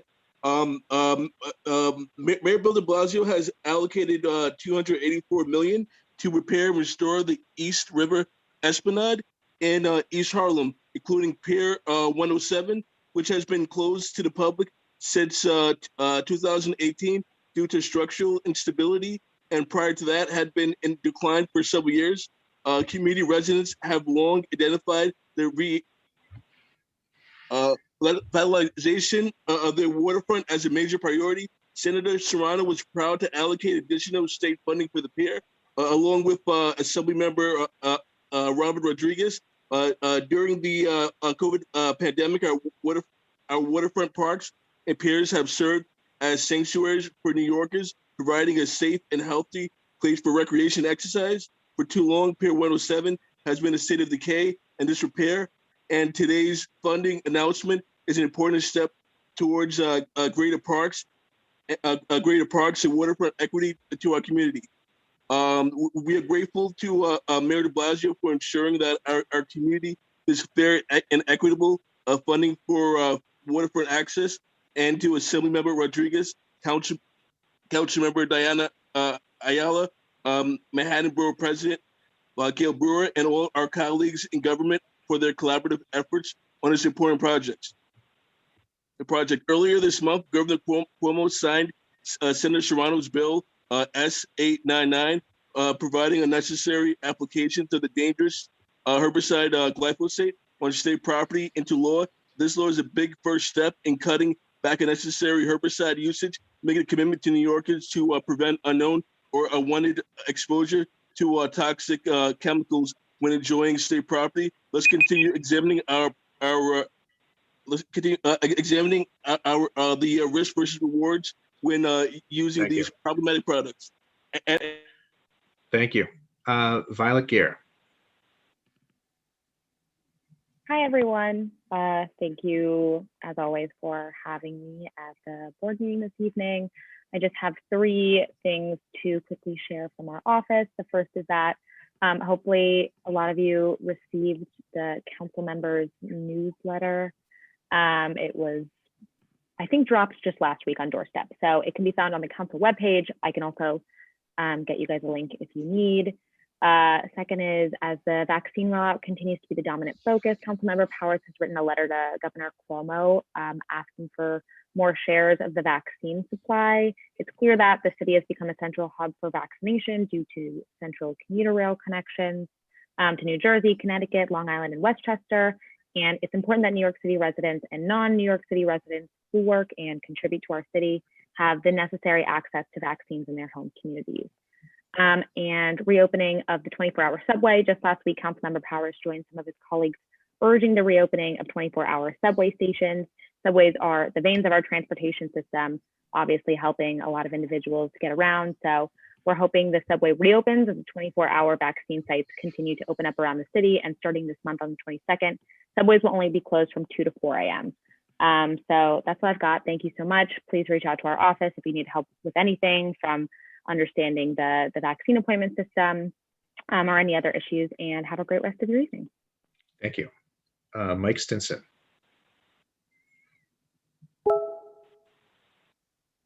Hi, everyone. Mike Stinson from Comptroller Scott Stringer's office. Sorry, I'm not on camera. We're in the middle of bath time for my 1-year-old, so I'm a little wet right now walking back and forth. Just a couple of updates from the Comptroller's office since we last spoke. Comptroller, along with Mayor de Blasio and the trustees of the city's pension funds, announced that they voted to divest their portfolios of estimated $4 billion from securities related to fossil fuel companies. The divestment, expected to be one of the largest in the world, will address the significant financial and environmental risk that these fossil fuel holdings pose to the funds and our planet. In 2018, New York City became the first major city in the nation to commit to divesting major public pension funds from fossil fuel reserve companies. Since the initial announcement, hundreds of other institutions, governments, and entities have joined this commitment. The city also partnered with C40 in London to engage other cities to pursue fossil fuel divestment. And the other thing, just I think it was 2 weeks ago now, the Comptroller, along with New York State Assembly member Nili Rozic, called on the state and city to expand Holocaust education and hate crime awareness and prevention in middle and high schools to combat discrimination and religious intolerance. The Comptroller and the Assembly member proposed surveying school compliance with Holocaust education, providing outreach and additional resources for coursework, instruction, and curriculum, improving teacher training, and increasing news literacy to help students identify misinformation. So I'll leave you guys with that. I'll drop some of these in the chat. And for anyone that celebrated Lunar New Year last week, Happy Lunar New Year. Thank you. Thank you. All right, so let's move to the chair's report. I will be brief. I just want to reiterate the points that I made last month, that strongly encourage folks to listen to what other speakers are saying and not be repetitive, and also really try to target your remarks to 2 minutes. You know, really try to be brief, get to the point. I think that's going to be the most cogent comments there. And the last thing is, we are going to say that you can't speak more than twice on a particular item, as we did last month. So with that, I will move to the district manager's report. I'll also be brief. I want to congratulate Michelle and Peter for their project. I think it was like my second week as DM that you guys came into the office to start working on it. So it's been a long and well deserved victory lap to show it off finally. I want to point out a few scheduling changes that have taken place over the last month. The Zoning and Development Committee now has a standing date on the 4th Thursday of the month. I think 4th Thursday. Anthony, nod if you're, yeah, okay. The Youth and Ed Committee has changed from the 4th Monday to the 4th Tuesday, I believe. I should have looked all this up. I'm sorry. And the Social Justice Committee now has, I'll ask Peter later. It's the 4th Thursday. Then something's gonna happen between Peter and Anthony. And then the Social Justice is now on the 4th Monday of every month. They can deliver those reports later then. And just thank you for everyone's kind words recently. That's it. Okay, let's move to the committee reports, and we will start with the Youth Education and Libraries Committee. Taina, Peter, and Rami.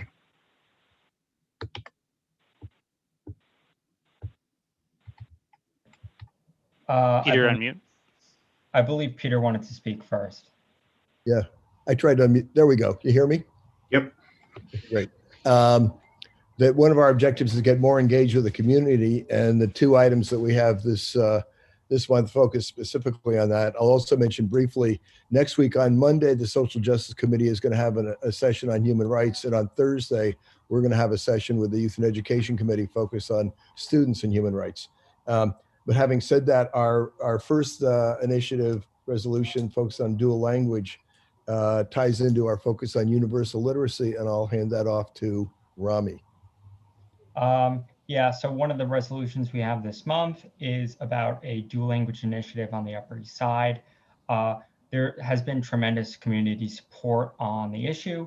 And it really just boils down to, currently there's a dual language French and English pre-K on the Upper East Side, and that was championed by a few elected officials, including Ben Kalos. And they had plans to expand not only just a pre-K program, but a kindergarten, as well as some more grades attached to that.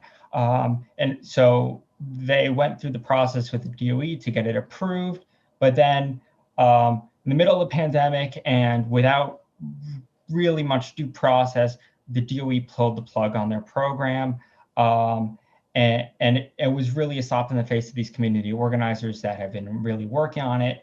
The DOE rejected the idea of expanding the program for a few issues that were spoken to during the public session. Meeting space, the DOE did not want to expand the program because they felt that there wasn't enough needs, and they were worried for pandemic-related reasons. They were worried there was a lack of teachers, which was identified by Stefan as, who's one of the Lautner, who's one of the organizers, as completely false, and that they had identified teachers. And regarding funding, the DOE did not support, felt that paying French teachers more money was a little bit unequitable, but it turns out that French teachers don't make more money, but there was funding requirements needed for books and for just some administrative costs and teacher development. But the parent team had been organizing and received some grants to support the school. So Youth and Ed passed a unanimous resolution back on our fourth Monday or whenever we met last. Our current meeting date is the fourth Thursday, just to correct Will there. And then, yeah, so the resolution's in the notes for today's meeting. So we'll take some questions now.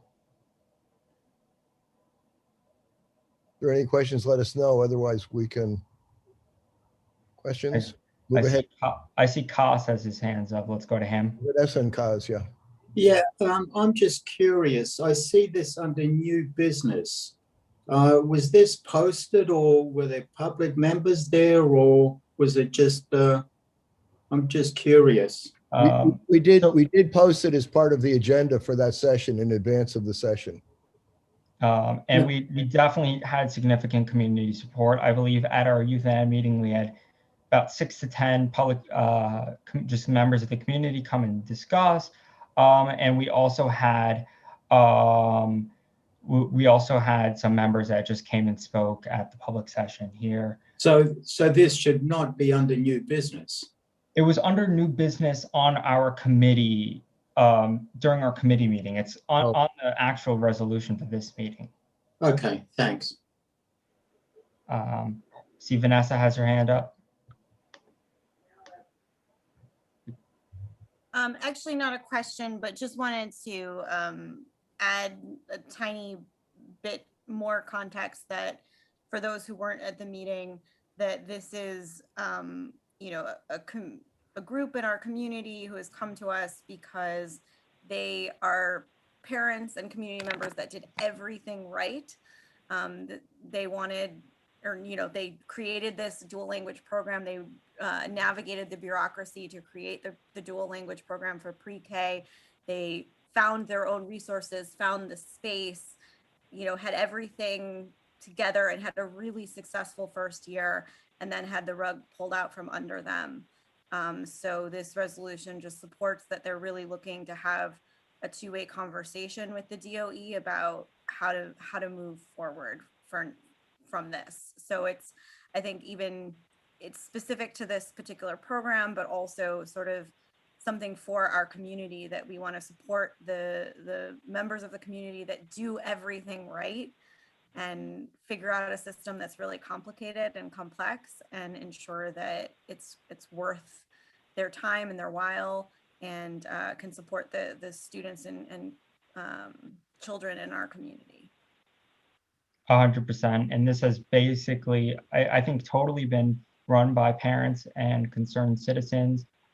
They just to add on a little more, they also had support from various Francophone governments, as well as they had the research and the data and all the numbers to back up their findings and just the need for a dual language program, especially in our community. I see Jane has her hand up. I just want to explain that since I'm an employee of the Department of Education, I am going to be not voting on this resolution, not voting for cause. Thank you. Thank you, Jane. Chuck, I see you have your hand up. Yes, it's Chuck. I just want to call the question.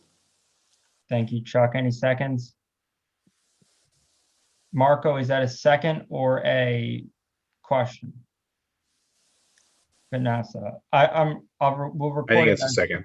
Rebecca's also seconded. Okay, I think we've covered that part. Okay, we're gonna move on to voting. We all know the voting protocol, but I'll just say it again. If you're not voting, Jane, we've recorded you're not voting for cause, but anyone else, if you're not voting yes, raise your hand or use one. Let the secretaries, they'll do it. There you go. And Jane will have to officially vote not voting for cause during the count. Okay. All right. Those of you who are voting no, abstaining, or not voting for cause, if you could raise your hand so I can call on you and we can record your vote.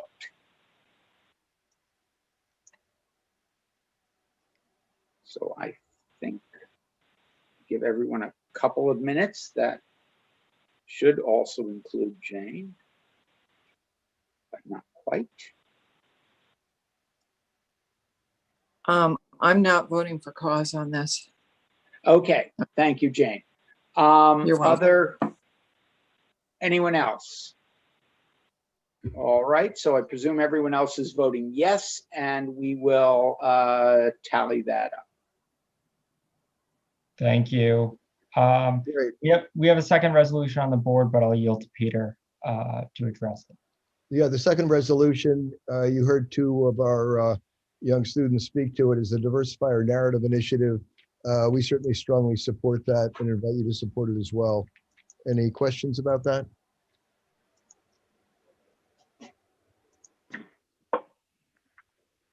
Someone want to call the question? Call the question. Second? Second. Great. Go ahead. If you would like to vote no, abstain, or not vote for cause, please raise your hand.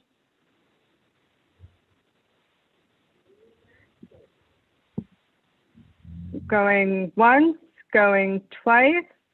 That passes unanimously 41-0. Thank you, everyone. I think David Halpern's raising his hand. Yeah. Oh, David? David, can we unmute?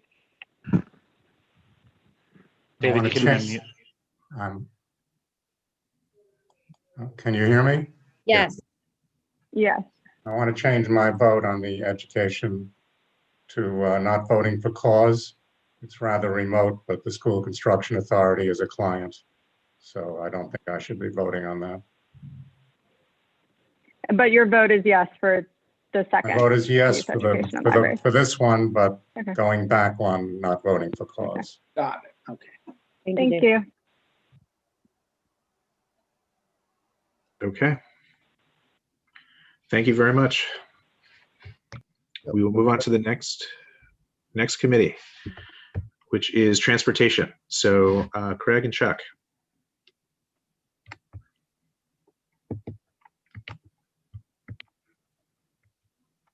All right, good evening, everyone.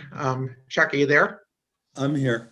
All right. Why don't you go ahead in the first one, which Sure, and I'll just say up front, we do have two resolutions and they were both unanimous, in case anyone does want to take them together. The first resolution dealt with our ongoing discussion, never-ending discussion on parking placards. And the quick synopsis is back in 2019, we had passed some resolutions making some suggestions as to how the city should deal with the ongoing endemic of parking placard abuse and fraudulent placards. And as it turned out, in 2019, there was a package of city council legislation that was implemented into law, and there were some executive actions by the mayor's office to try to address parking placard abuse. To make a long story short, over the last year or so, a combination of budget cuts and just lack of implementation, perhaps because of distraction with the pandemic, perhaps because they just haven't had the political will to do it, has resulted in really a very small or pretty much non-existent impact on the actual issues of parking placard abuse. And what we're doing here is laying out some further recommendations as to how the city should try to move forward with it, which includes the addressing enforcement. Enforcement has not been ramped up as it was supposed to. There was a special traffic enforcement unit that was essentially defunded. That was part of the 2019 legislation. So we're asking for the funding to return in the annual budget for this unit of over 100 enforcement agents. We want traffic enforcement, which is a special division of NYPD, to be the sole parking placard enforcing agency. We want to see a process that essentially retires all agency issued placards. And to be clear, we're not talking about placards for people with disabilities or other impairments. We're only talking about agency issued placards that go to employees and such. And we want to actually see the number of placards be reduced, and we would like to see city agencies reduce the number of placards, and also the placards that are generally provided to doctors, clergy, and the media, to see those numbers come down, because those are a relic of a past time where there was much more of a need for that than there are now. As I said, this was a unanimous resolution. Yeah. And then Chuck, you want to talk about the fairway in case people want to take them together? Yeah, let me talk about the fairway. As I'm sure all of you know, Fairway at 242 East 86th Street has special parking rules where we've given them since 2010 the whole area in front of the store, and we've given them from 5 a.m. to midnight to basically every day to load and unload. And there have been, when we first did that, they were a family-owned business. They've since sold out to a larger company, and they did make commitments that they would take care to manage things so there wouldn't be a lot of stuff on the sidewalk and everything else. Of course, that hasn't happened, and I think most of us who have gone by there know what the situation is, where notwithstanding the parking, some of the parking issues, but really all over the sidewalk, they have carts that they leave there all hours, and they were very unresponsive. We've asked them to come and talk to the committee, but they didn't. So we decided that we would cut back on their parking privilege and see if that got their attention. And so basically what we've done here is we've passed, and again, this was a unanimous resolution, and we've changed the hours here. It was 5 a.m. to midnight, as I said, to 7:30 a.m. to 9 p.m. So we've cut down on both sides. We've given them less hours, 3 hours less in the evening and 2.5 hours less in the morning. And again, as we said, that was unanimous. And I don't know if someone wants to, I don't know if there are any questions first that people have. And I know this is something that we got a lot of complaints about. And do you see, Will, do you see anybody? Jane, Elaine, and Rebecca Lamort.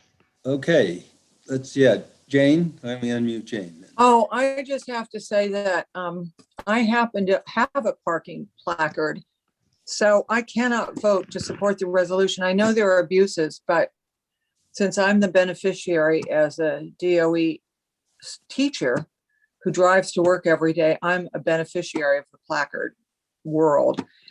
So I'm again gonna have to vote no on that resolution. I just want to be clear because I may have misspoken. The idea is that we're retiring all of the old ones and having everyone reapply for the electronic placards, those that have the digital tracking, to ensure that. Well, just so you know, we have to apply there. we have to reapply every single year for a new placard every fall. Anyway, just so you know. For tracking purposes and to reduce the number of fraudulent ones that are out there. So I don't know that was clear before. I just wanted to make sure everyone was. Thank you. Understanding of that. Okay, next, who's next? Will? Elaine Walsh, and then Rebecca Lamort. We mute Elaine. I'm going to speak as president of the East 86th Street Association. The parking for Fairway was never allowed only for Fairway. They would share it with the businesses on 2nd Avenue as well as on 86th Street. But that never happened. They took total control. And our association was always opposed to the amount of time given for them to load and unload.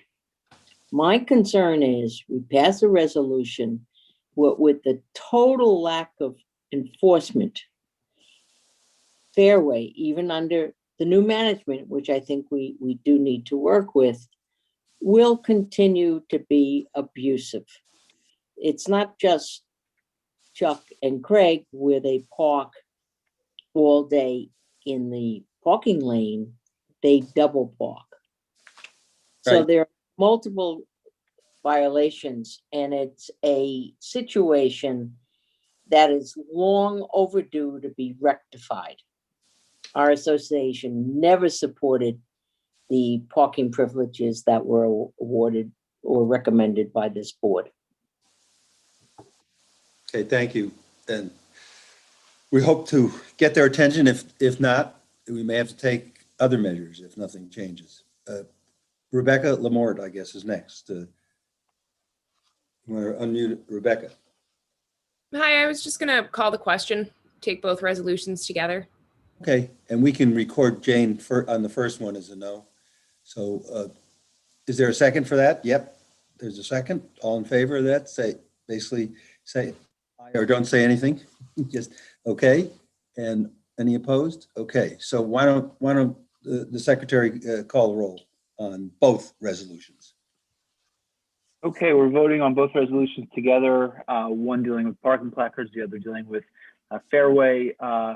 Raise your hand if you are voting no, abstaining, or not voting for cause on either of them.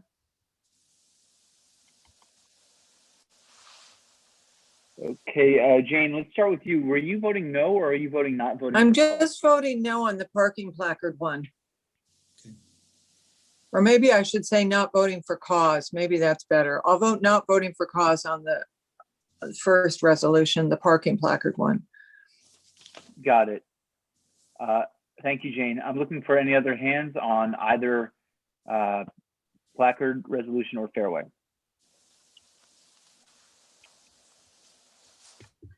Okay, seeing none, I'll tally the votes. Thanks. Thank you. Thank you. We're done. Thanks. Okay, next up is the Social Justice Committee. It's Andrea and Sarah.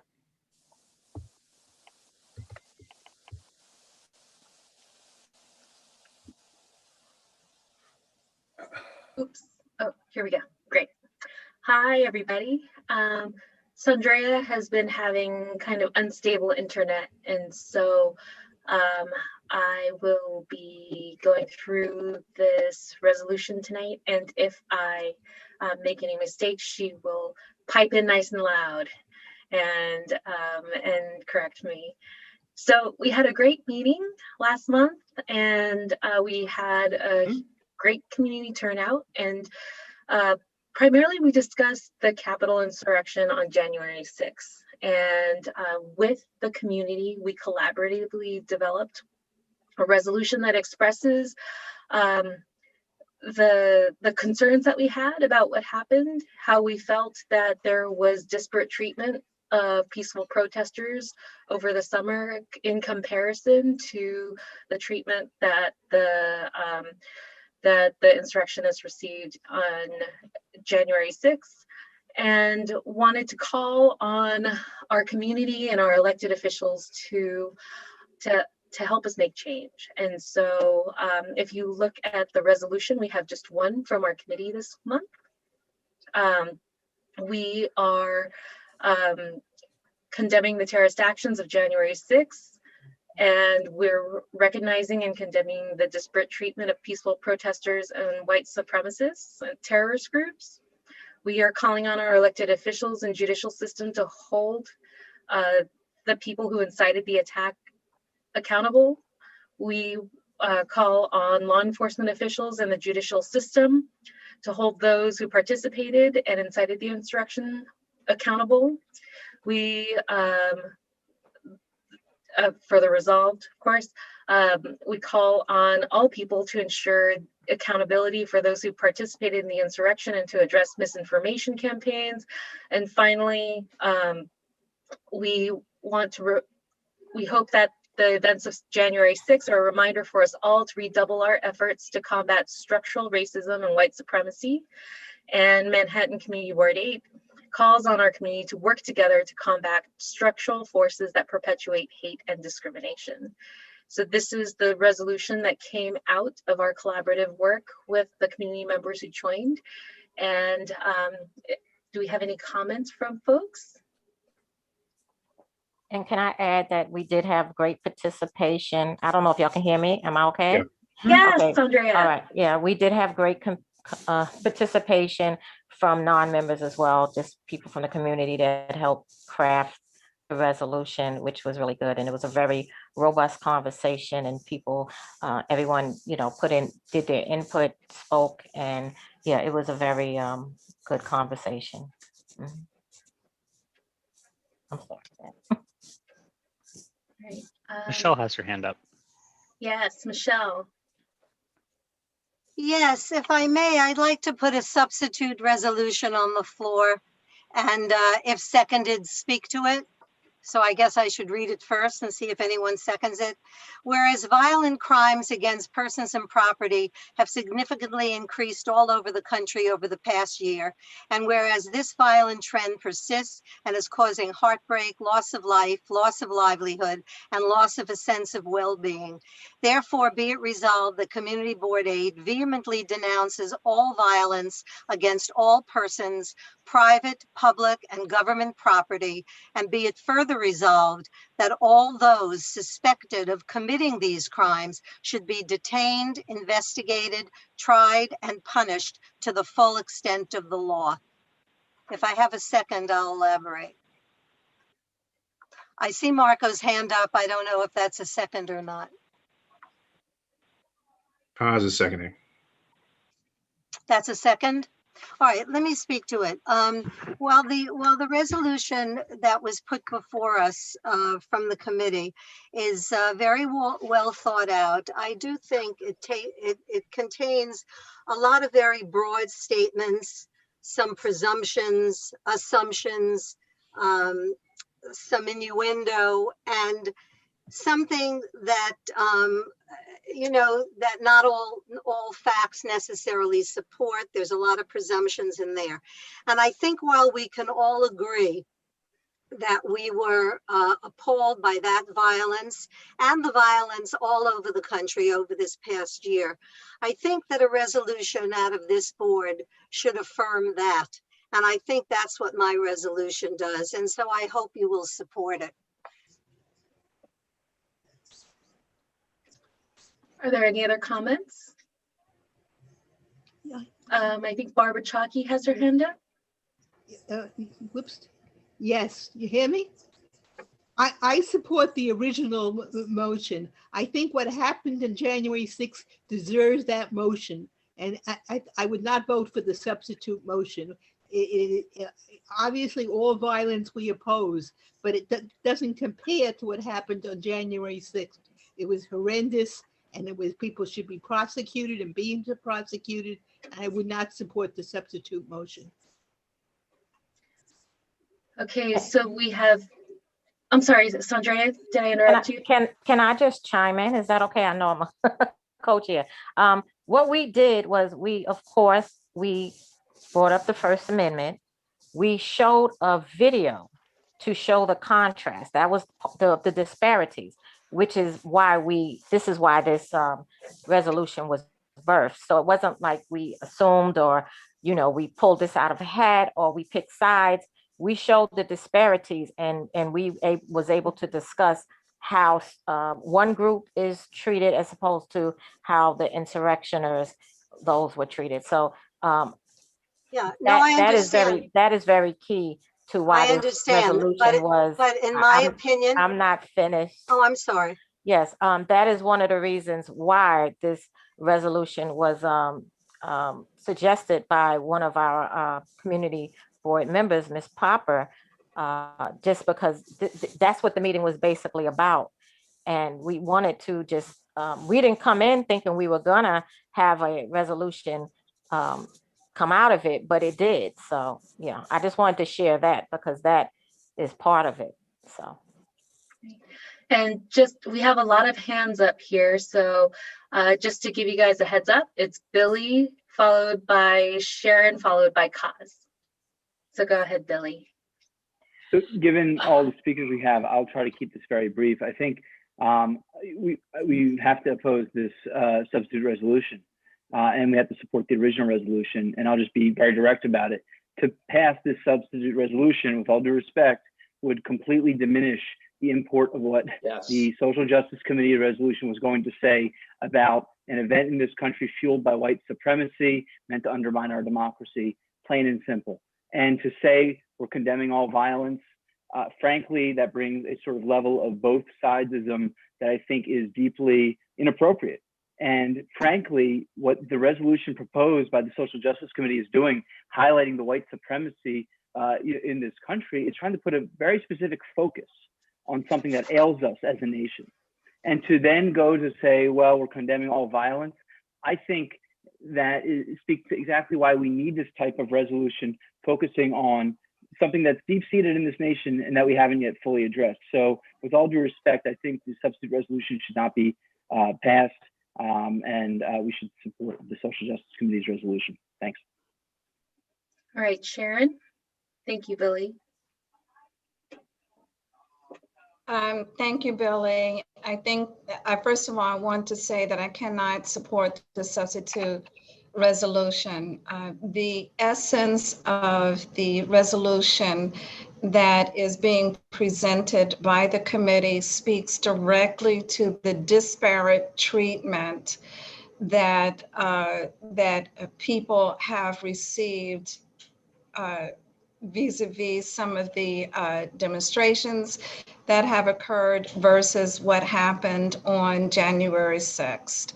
I also would like to say that this should be an easy resolution to support. I want to thank Sarah as well as Sandra for not only addressing this issue head on at the committee level, and you were not anticipating doing so, but also elevating it to the full board so that we could have a discussion about it. But I want to say emphatically that we should support this resolution because at its very essence, it speaks to the disparate treatment that individuals have received. And I want to thank again, Sarah, as well as Andrea. Thank you. Thank you, Sharon. So we've got Kaz next, followed by Chuck and Rebecca. Yeah, I'm in two frames of mind. I think both resolutions point out the disparity that is going on. It doesn't mean that one is better than the other or one is worse than the other. We all know what happened on January 6th, and it was incited, and it was very, very disproportionate in the response. However, at the same time, watching videos on the Summer and the Seattle, even though they were peaceful demonstrations, there was trashing of restaurants, there was trashing of stores, there was absolutely burning of places. So I think we've got to be even keel and basically condemn both the far left and the far right. And one resolution points to specifically one, and the second points to specifically another one. I think we've got to come up with an even resolution that really points out, and this is going to go on. It's been going on forever, and it will go on forever. It won't be resolved anytime soon. We all know that. But we've got to be even-keeled, and we've got to be fair to both sides. Thank you. Thank you, Kaz. We have Chuck, Rebecca, who will be followed by Rita. So go ahead, Chuck. Thank you. I strongly oppose the substitute. This is not, we shouldn't engage in what's known in my mind as the false equivalency. What happened on January 6th, and I'm talking as somebody who worked in the United States Senate and saw it desecrated by those vandals who invaded the Congress trying to stop legitimate counting of the votes in our electoral system, was unprecedented, and it has nothing whatsoever to do with any of the things that happened in the summer. We have to condemn that and condemn that strongly, and anything that takes away from that is just wrong. And I vigorously oppose the substitute and strongly support what the committee has done and congratulate Sarah and Sandrea. Thank you. Thank you. Thank you, Chuck. Rebecca, followed by Rita, followed by Trisha. Thank you. Yeah, I don't view this as a substitute resolution. I see it as a completely separate issue coming in to throw the conversation sideways. I'm just going to be quite honest, listening to everyone, hearing, like Chuck just said, the false equivalency to protesters turning out to support Black lives and against police brutality over the summer, and to say we need to condemn violence on both sides. I hear Trump's voice in my head when I hear these kinds of comments. And I know we all have, very different feelings here on the community board. We all come from different lived experiences and perspectives, but I think we need to be leading with respect for the committee conversation that happened, the resolution they put forth. Sandrea said it was a very well attended meeting. So this wasn't something that just came out of nowhere. It's something that people feel very, very strongly about, myself included. And I think we need to just completely move away from and stop conversation on the substitute resolution and really focus on the task at hand that this resolution from the Social Justice Committee gets at, which is dismantling white supremacy, calling it out as it is. Because even when you look at response to protesters in Seattle versus the response at the Capitol, it's night and day. And again, those were people turning out to support Black lives. So I reject this equivalency that's trying to be painted here and fully support the resolution coming from the Social Justice Committee, and I implore all my fellow board members to as well. Thank you. Thank you, Rebecca. So we have Rita, followed by Trisha, followed by Brian. Hi, great job. I also will not support the substitute resolution for several reasons, but most of it is it's watered down. And if nothing else, after that resolution, that we did, there have been other activities relating back to January 6th of how some of those people who were caught rioting are treated so differently, like going to Mexico for a party and coming back or whatever. So I want you to know our language can't be strong enough, and I do support number one. Thank you. Thank you, Rita. Thank you. So we have a few folks who have raised their hands again. I'm just letting you know that I'm going to go through the people who haven't spoken yet first before returning to you. So Trisha, Brian, followed by Craig. Hi, I'm going to be very brief. I want to speak in favor of the original resolution. I do not support the substitute. One thing that I echo everything that's been said already, particularly from Chuck, but I want to just add something else to this, which is that what I find to be incredibly important about the original resolution is that it has a layer of accountability and responsibility that it puts on everybody, and it really lays out the groundwork for how this committee and how this board can move forward in terms of advocating for social justice that I think is just really critical here. So thank you, Sandrea and Sarah, for the original, for the work of this committee. Thank you for this resolution. And I particularly just want to call everybody's attention to that language there that really puts the onus on us and on everyone else to really see our role in all of this. With that in mind, I hope you support the original. Thank you. Thank you, Trisha. So Brian, followed by Craig, followed by Elaine. Thanks. Yeah, I'm going to echo a lot of what people are saying here. Although the broader context of Michelle's resolution does, speak to, I think, the broader conversation. Having attended this committee meeting, having listened to the community, having listened to my fellow board members talk about this topic, helping to craft the language of the resolution. I think it's the substitute resolution is not doing nothing more than watering down the conversation at hand, which is what we had about the acts on January 6th and how it affected our community and how it's affected us personally. And I fully support the original resolution. And even though, again, I do agree with the broader context of the language of what Michelle is saying, that wasn't what was discussed in the committee. What was discussed in the committee was the acts on January 6th, and that was the resolution that came out of it. Thank you, Brian. So we have, I lost my place. Craig, followed by Elaine, followed by Felice. And I think that's the rest of the folks who haven't spoken. Oh, and then Greg. And after Greg, we'll, there's more people with their hands up. So I cannot promise that we're going to circle back first. So go ahead, Craig, please. Hi. Thank you, Sarah. So I just want to remind everyone, I want to just mention three things and see if everyone could quickly figure out what they all have to do with each other. The US Capitol attack, Charlottesville, and the Upper East Side. If you don't already know, these are all places, locations that have been where violence at the hands of white supremacists have taken place over the last 4 years.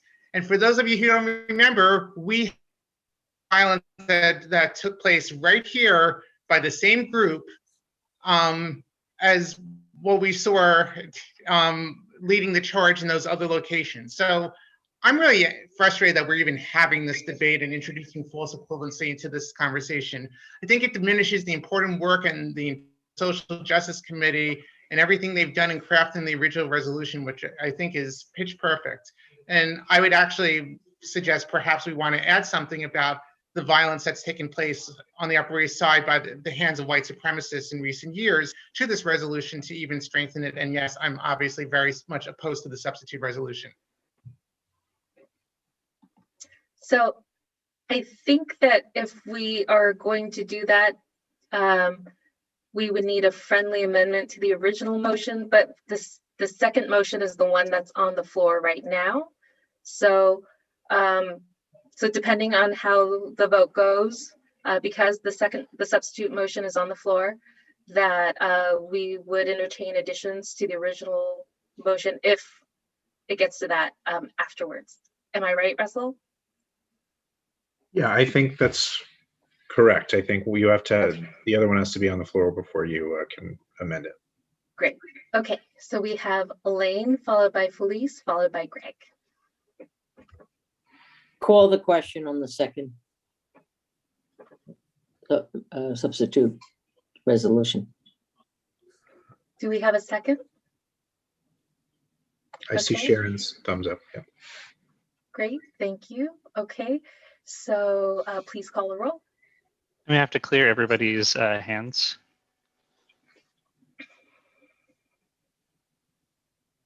Okay.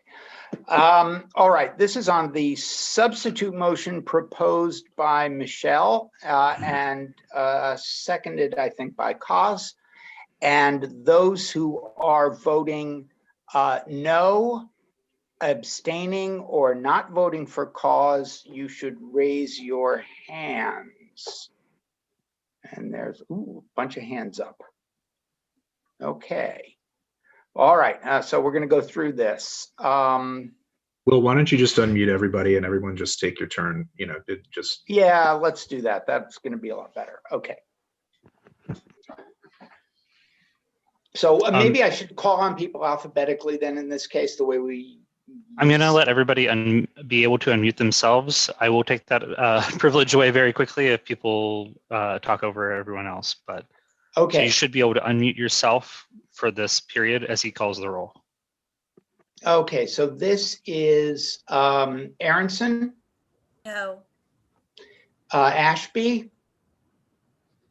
Is Elizabeth here still? Elizabeth? I'll come back to her. No, okay. Gail Barron. No. Lowell, Barton.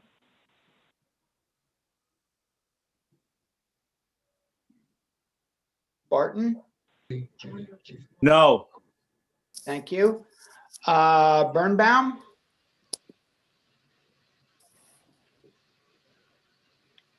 Michelle? I think Michelle's muted. Yes. Okay. Boris? No. Barrero? Strong no. Camp? I wasn't here, so I can't vote. Okay. Chalky? No. She said, it's not true. Oops, no. Okay, Chu? No. This is gonna go down sweepingly. This is just a distraction, waste. Chuck, you're unmuted. Cone, no. Although I agree. Coleman, Coleman, No. Correa, Nope. nope. Oh, even better. Dangor, No. Farber, No. Freeland, No. Hartzog. Just to be clear, you have to forgive me. I made the switch over from phone to video, so I was in the car for most of this. We're voting on the second one, right? I just to be clear. We're voting on Michelle's substitute resolution. Okay, just want to be clear. Okay, no on Michelle's substitute. Okay. Halpern, No. Kono, No. Later, No. Lamort, No. Valerie is not here unless she's come back. Morris, No. partial. Jane, you were here a minute ago. No. Okay, thank you. Patch, No. Pope Marshall, No. Popper,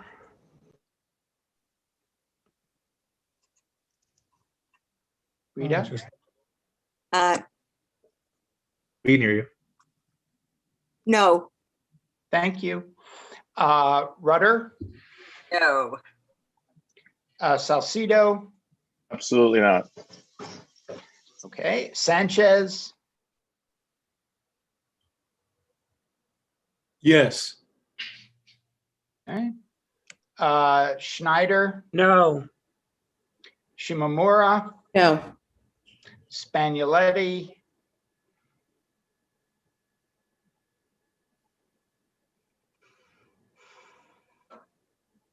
come on. Yeah, I'm going to vote no on this one, as long as I can get an addition on the first. Okay. Can't do that. Squire, No. Strong Shinozaki, No. Tamayo, No. Tejo, Resounding no. okay. Wald,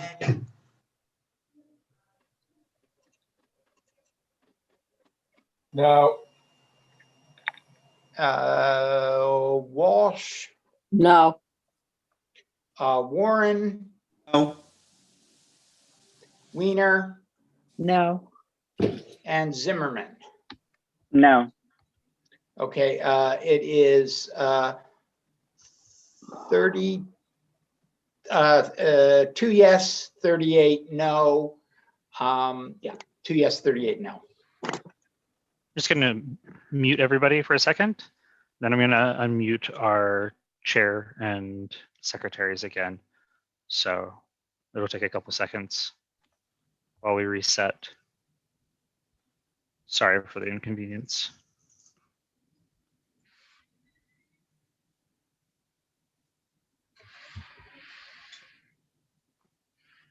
Okay, so thank you everybody for your participation so far. And I have a hand up from Sharon.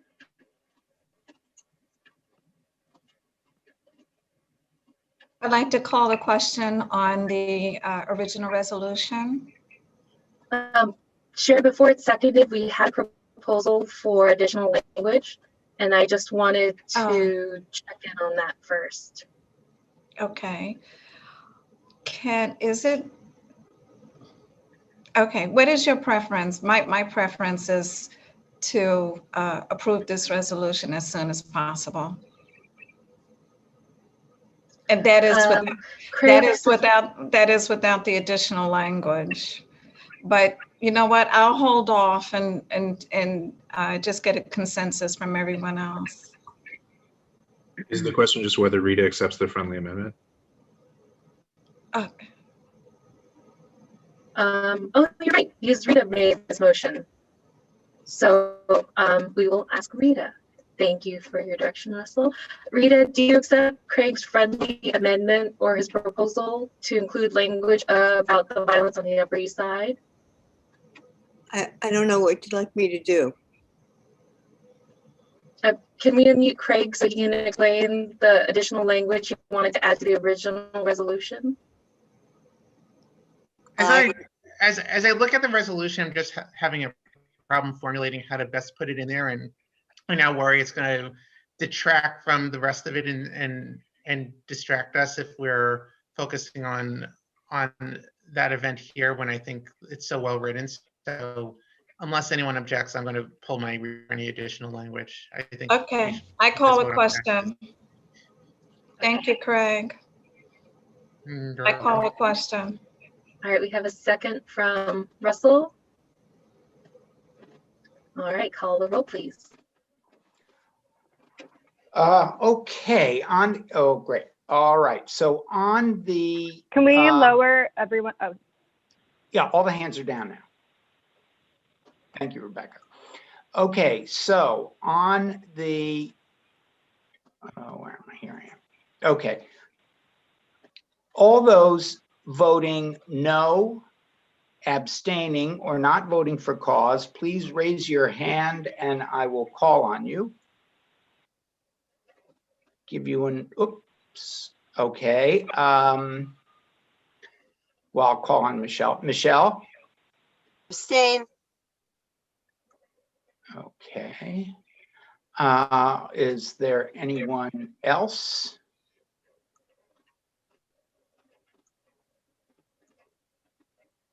Okay, so the motion on the original, the motion on the original, the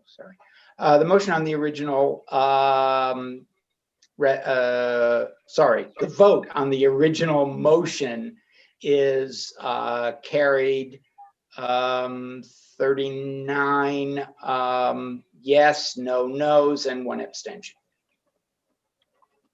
Great.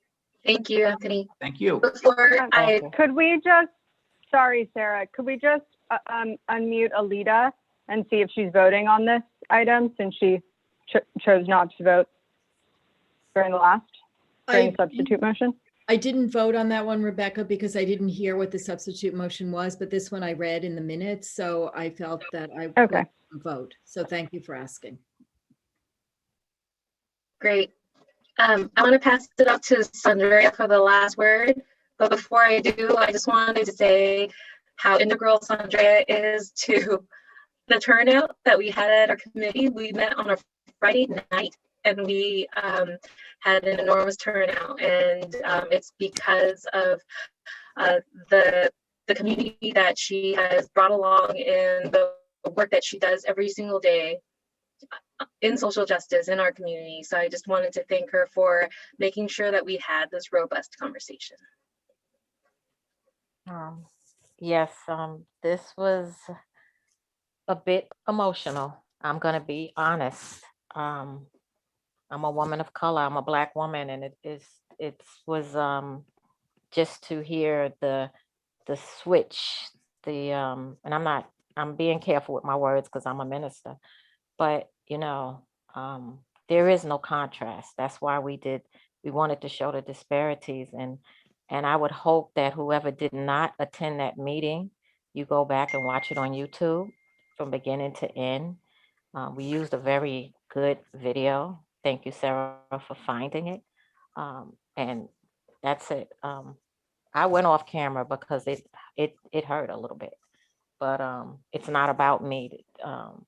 It's about us all trying to work together and not try to level what's going on in this world, because this is hundreds of years. So with that said, our next meeting will be Monday, this Monday coming up, and it's a human rights presentation. It's good for everyone to join and invite people to come out. And thank you, Will, for making that connection. And thank you, Peter, Pat, for announcing it during your time. And I thank you all for your transparency and your honesty, because we can only go forward when we have these conversations, and some of them are tough. And, you know, and I respect all views, because this is how we grow. So that's all I have to say, Sarah. You could take it back home, but that's it. I'm all set. Thank you, Sandra, and we'll throw it back to you, Russell. Okay, thank you. Let's move to Street Life and Abraham. Rebecca, did you, I see you still have your hand up. Yeah, two quick things. One, just a correction to the last vote. It was actually 40 yes. We're missing someone. And I just wanted to thank you both. I did watch the meeting on YouTube. And in terms of what Craig was saying about acts of violence on the Upper East Side, maybe that's something you could take up at your next meeting, and we can pass a resolution that's specifically focused on that. I know the other week there was actually a swastika drawn in the snow in front of Temple Emmanuel. I'm not sure if everyone knew about that. So just an idea, if maybe you can bring it up on the agenda next time. All right, Abraham. Okay, thanks, Russell. Okay, Street Life. So we had 5 unanimous SLA approvals. Do I have any motions to take them all together? Sharon has given a thumbs up. Okay, great. I'll take that as a second. Does anyone object to taking them all together? Seeing none. Does someone want to call the question on the 5 unanimous? we have any thumbs ups? Yeah, Chuck has raised his hand. I think Okay. it's clear from the context that. Okay, great. Okay, great. Call a question. I'm assuming we have a second. So in that case, secretaries, feel free to do your magic. Okay. If you would like to vote no, abstain, or not vote for cause, please raise your hand.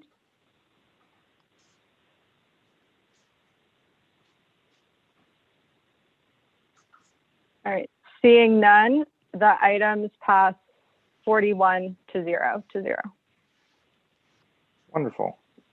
Okay, so then the other item we have is item 3A, sorry. And this was not an application, but this was a request from Green Kitchen. As many of you may know, Green Kitchen had their SLA license suspended on October 25th for an assortment of violations extending from the summer through the suspension, dealing with selling liquor on premises, allowing people to congregate.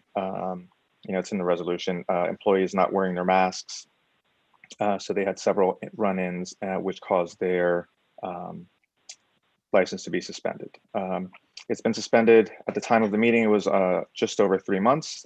They came to us very apologetically this time and with a remediation plan, asking that we provide a letter or resolution of support to the SLA to reinstate their license. The remediation plan, which I think is attached, contains the steps that they've taken to ensure that their employees will have their masks, that they will hire staff to ensure that there's no congregation, and that they will, abide and remedy the issues that they had. The resolution to support passed 8 in favor, 1 abstention. The kind of tone was, while we do understand that it was a hard time and they did have violations, that they're overall we're not trying to be in the business of putting businesses out of business, and as long as they abide by the remediation plan, we were supportive of writing a letter in support to SLA to restore their license. And also because we know that we will be vigilant to make sure that if there is any other issues that they will be raised. So does anyone want to speak to this matter? I see hands. Cause first. Yeah, with this one, 3 months ago, 4 months, 3 months or whatever, I would have never supported a letter of support for the Green Kitchen. But what I've seen over the past 2 months with indoor dining banned and all the outdoor dining fully enclosed, the SLA has been very, very lax for the past 2 months. Indoor banning has been banned, but yet, anywhere around the area, you walk around and there's been indoor dining. So, even though they were terrible, they have a remediation plan. They have lost their license. They hope to get it back and it's costing them a fortune. So I don't know, I just feel very supportive. But as I said, 3 months ago, I would have never have supported them. But with what's been going on for the past couple of months with no SLA enforcement, I'd rather be outside without a mask than inside some of these outdoor places with no ventilation and everybody eating and not wearing a mask. So there's been a very disproportionate enforcement by the SLA. Thanks, Cos. Rita?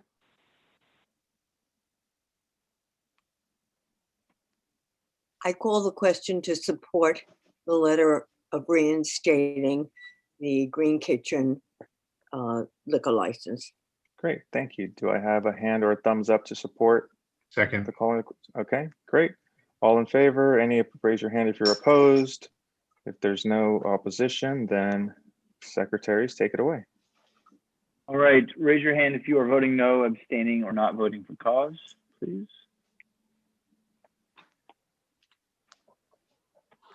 Okay, seeing no hands, it passes unanimously.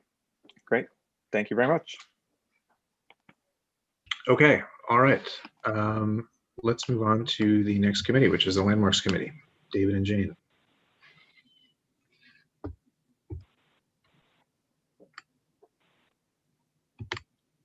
We heard two resolutions at our Monday a week ago meeting. The first for 45 East 70th Street was a disapproval, and the second was for 900 Madison Avenue, which was a unanimous approval.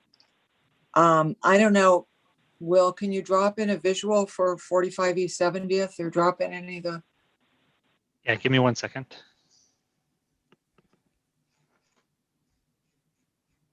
"45 East 70th is an unusually beautiful house designed by Imor Embury, who is quite a famous architect for Arthur Lehman. This is the rear elevation. It showed, you can see the Juliet balconies that the applicant wants to replace, the metal elliptical Juliet balconies that the applicant wants to replace with semicircular masonry, very heavy looking balconies with masonry balustrades, and also the steps and staircase in the center, replace that with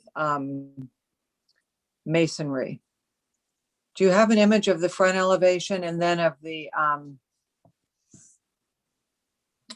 proposal? This is the beautiful, it's one of the most beautiful houses in the entire Upper East Side Historic District, with its really unembellished classical front elevation. And you can see this ironwork on the front, that the committee felt that that kind of ironwork, the wrought iron decorative elliptical balcony, should be maintained in the rear.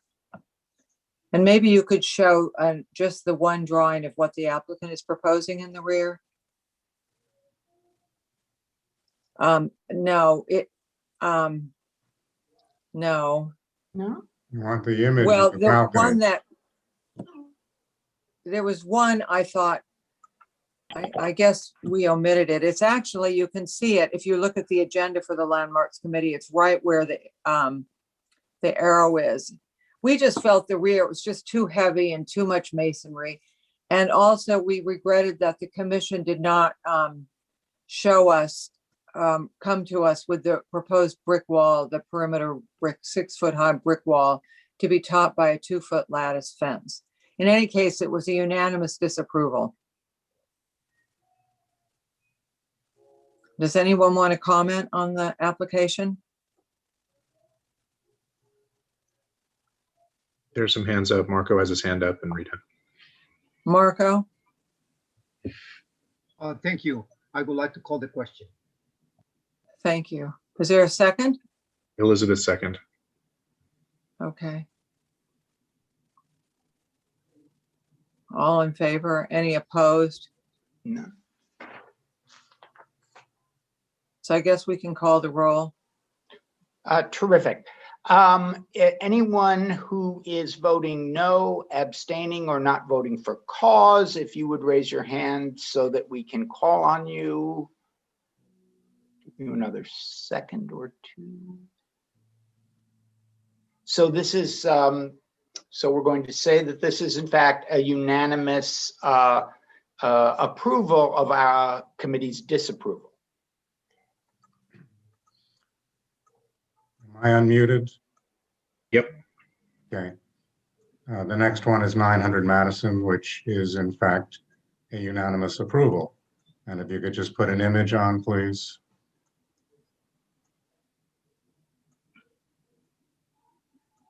This is an overall view of the building. It's actually more red brick than appears in this.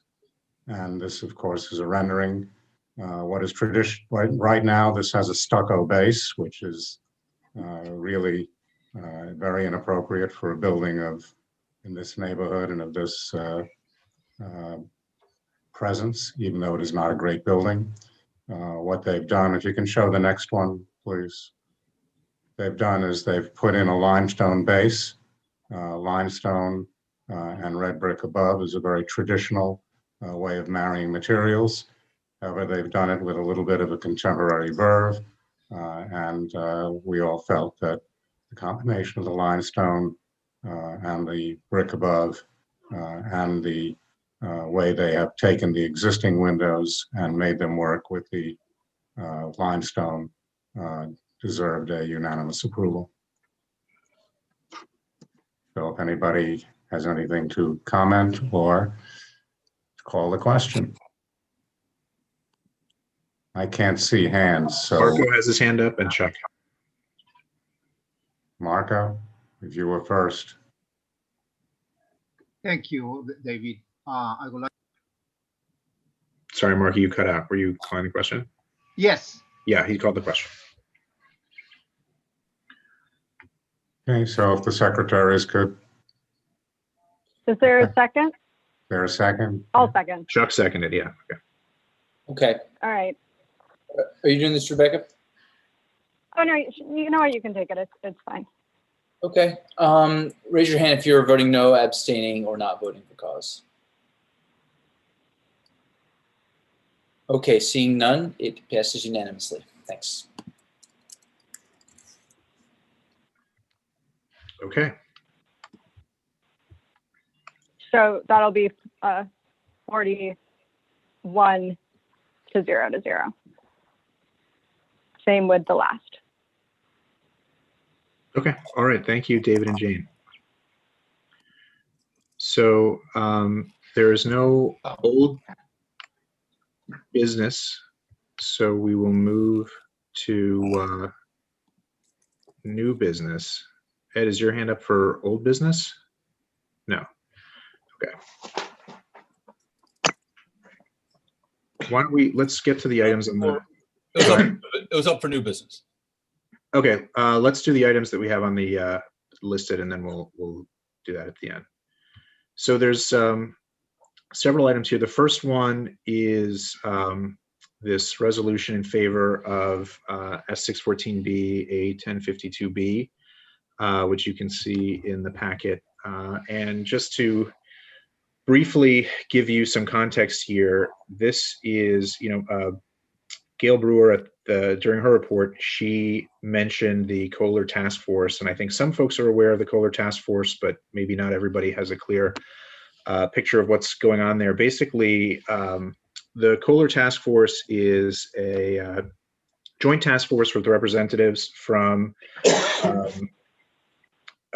elected officials who represent Roosevelt Island and residents of Kohler, which is a nursing home run by New York City Health and Hospitals on Roosevelt Island. The task force also has members from the various nonprofits and advocacy groups, and also from the community board. And the origin of the task force comes out of COVID and the fact that, I think as we're all familiar, nursing homes are very hard hit by COVID. And what happened at Kohler is a number of COVID patients were moved to empty space there, and it created huge problems for the residents there, and there was a large number of deaths and illnesses, and it was really awful. And out of that emerged this effort to try and solve and try and fix the situation there and ameliorate the conditions for the residents. And I think I mentioned this, but just to be clear, there are also residents who are part of the Kohler Task Force as well. So the Kohler Task Force, it's this hybrid task force that's been meeting, and over the course of efforts to address the problems with the nursing homes in New York State dealing with COVID, the Department of Health has instituted very strict guidelines around a number of areas, but in particular is relevant for this resolution related to visitation. And so whereas before the problem that the nursing homes were dealing with was too much basically too much exposure to COVID and things being sort of too cavalier in a way. Now it's sort of swung back in the other direction. And because of very, very stringent Department of Health guidelines that have not been updated in a while, it has been impossible to have any kind of in-person visitation for the residents of Kohler. And so basically they have not been able to have any in-person visitation since the COVID lockdown began in March.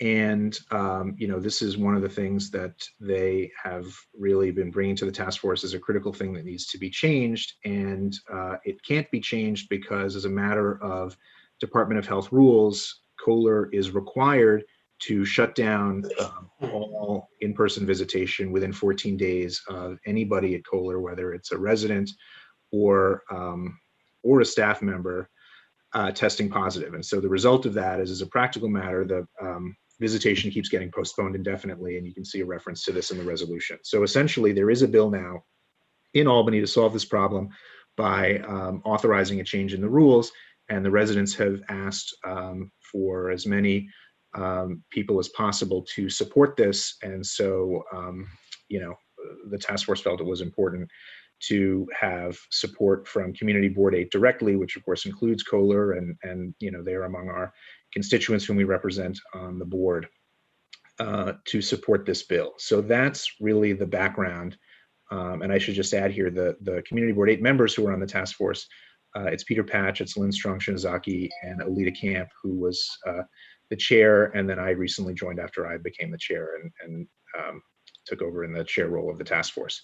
So that's the context here for this resolution, and the goal is really just to get this bill passed or support this bill that will allow for rules changes at the Department of Health, and get the Department of Health to make those changes to actually allow for in-person visitation for these nursing home residents. So I see Barbara has her hand raised.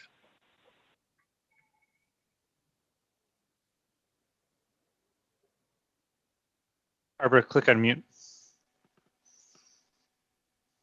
It's okay now? Yeah. Okay. What will happen, this is nursing homes generally, and I would like our committee to do something on nursing homes. We haven't had a chance to do it. This is nursing homes generally have had it. The one thing I know about COVID, there's no good answers. What will happen if somebody does bring in COVID? Will there be, will there then be outcry that people came in and these people, people are getting more sick? Will there be some testing? I didn't read the resolution, I have to say, but is there going to be testing beforehand? Can it be more outdoors rather than indoors? It's just so scary because we know, and my daughter-in-law's family owns a private nursing home, and I talked to her a lot about it. This is a high-end nursing home, and they don't have visitors come, but I will say the staff is still getting sick and bringing COVID in, as careful as they are. And they have private rooms and, all of that that's different. So what outcry will there be if in fact the COVID numbers increase there? And what balance can be done? Sure. So I think the real issue is that there's been a lot has changed in the way that COVID is sort of handled. And obviously it's still a huge problem, and we still are in the midst of, spike in cases and big issues with it. But there are, the restrictions that are currently in place are very, very sweeping. So basically, if there's any positive test anywhere in the facility, the whole facility is cut off. The whole, everyone there, regardless of whether they test positive or not, is forbidden from having any kind of in-person visitation. And so what you can do, and what they have policies for, if individuals happen to test positive, those folks can be quarantined, and there's certainly possibility and procedures for quarantining individuals.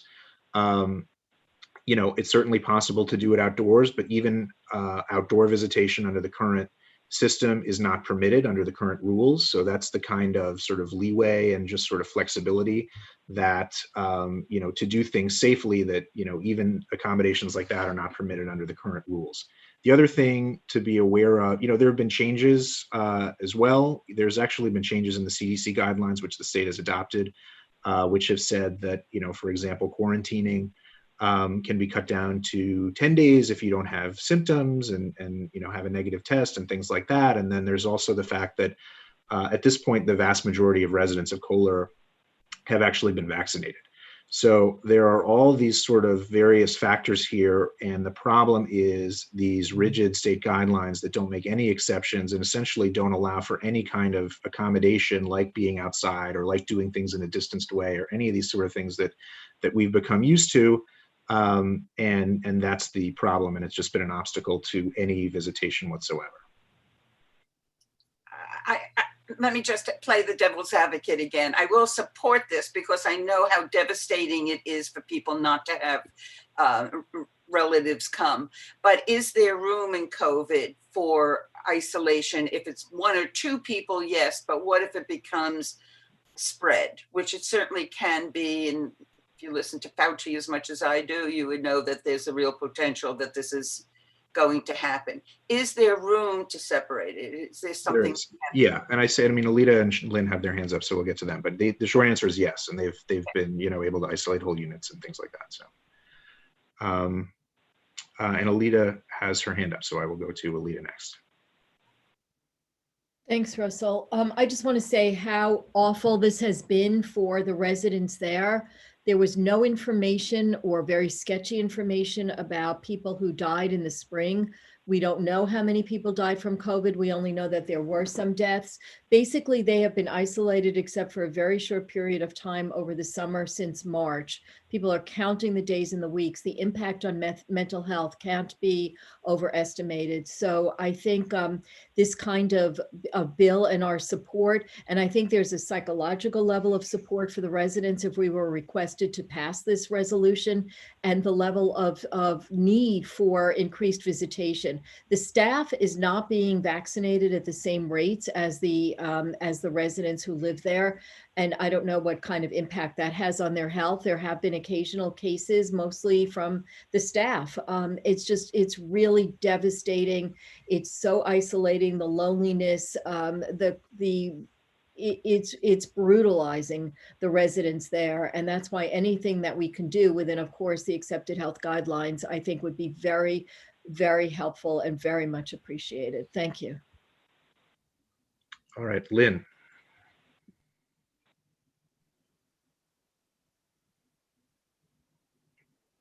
Okay, can you hear me? Yep. Okay, so I wanted to quickly add some specificity. 80% of the residents at Kohler have received their first inoculation, and I believe that the second inoculation is somewhere in the 70 range. As far as the staff at Kohler, approximately I believe it was 39% of the staff has gotten their inoculations, and compared to the state, that the state total is, my understanding from Como's conference today, was 49%. One of the things that I think that this helps facilitate, and it's a question that needs to come up, and that's caregivers who have gotten inoculated, who test negative. I think we need to allow for them to go into the facilities. To answer Barbara's question, they have an entire floor where if someone in your unit tests positive as a resident, they quarantine you there for at least 14 days. And some of the residents were treated in a punitive manner, and they had to be isolated there for as long as 30 days.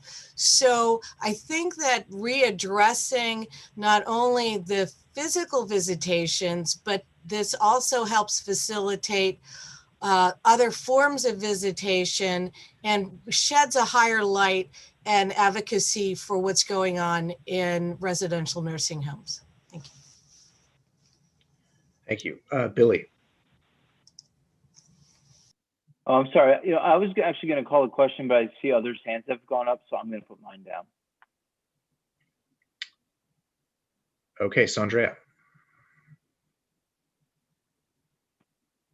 Okay, hi, all again. I will definitely give my support to this resolution, but I will also, and I know I'm not saying we're voting or anything like that, but I just want to share that I would hope that the staff, not just the residents, all of the staff is vaccinated.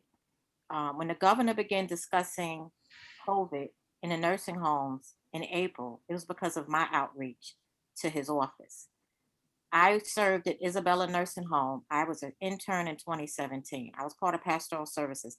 In March, I had to, all of us that were on staff, not paid, just serving in the nursing home, we couldn't go there unless we were just doing desk duty. I did desk duty in administrative work for 25 years of my life. So I personally couldn't go, but I administer sometimes through video. That nursing home, New York One did a write-up on it. So, and it was exposed. People were dying. A nurse died in April that was never reported, the underreporting. So I would just hope that there's some advocacy for the staff to become vaccinated, because I understand isolation and I understand mental health and everything, but that nursing home, when it was reported at 98 that was dead, it was not that was not the number. They couldn't put the real number out from the media. So I just want to share that. And, you know, I know firsthand how the bodies were dropping in Isabella Nursing Home. You could actually research it yourself. You're not going to actually get the figures, but they went through 3 refrigerated trucks up there.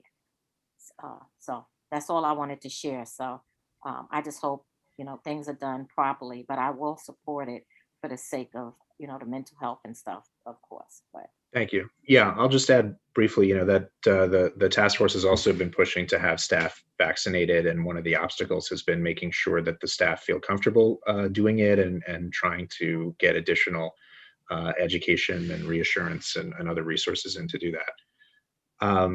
Chuck.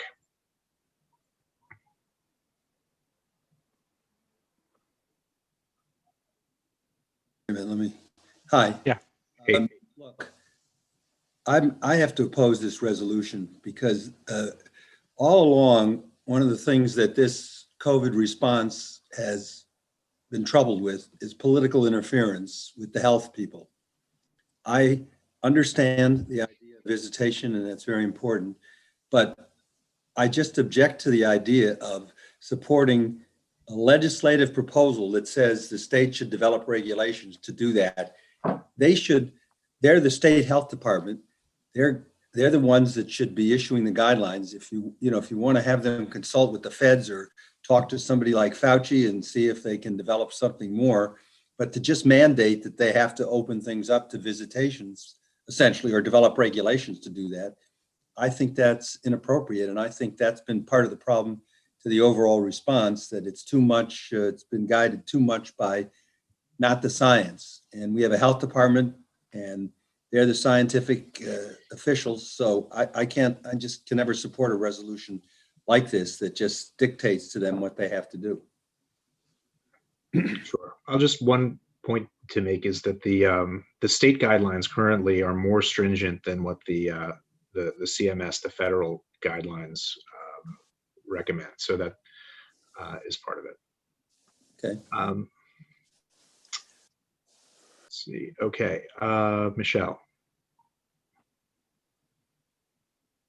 Is this particular bill introduced only for this nursing home? No. So this is a broad bill for all nursing homes, all state nursing homes? Correct. And it's instructing them to provide for visitation? Is that basically what the bill is? To set up stringent, some kind of requirement for testing, et cetera? What it does is, so the current rules say that if there's any COVID test or a positive test or case, that there can't be any visitation for 14 days, in-person visitation.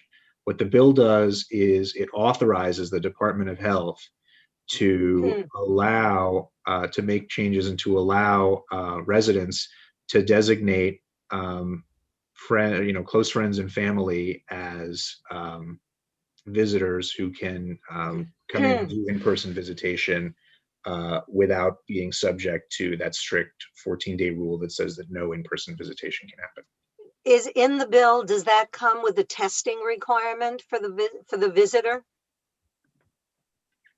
To be tested before they come in? Is that part of it? I have to say, it's hard when we don't get the full thing ahead of time. I really wish I had all the resolutions and I had this bill, and it's hard to read it on the computer. But at any rate, is there mandatory testing for visitors? I don't think the bill specifies that there would need to be testing, although it does say that there need to be safety protocols established for in-person visitation. So, and that includes testing for communicable diseases, it says, and checking body temperature health screenings. Gotcha. Okay, thanks. You know, it's interesting. Let me just make this comment about testing. You know, there are so many false positives and false negatives with this testing.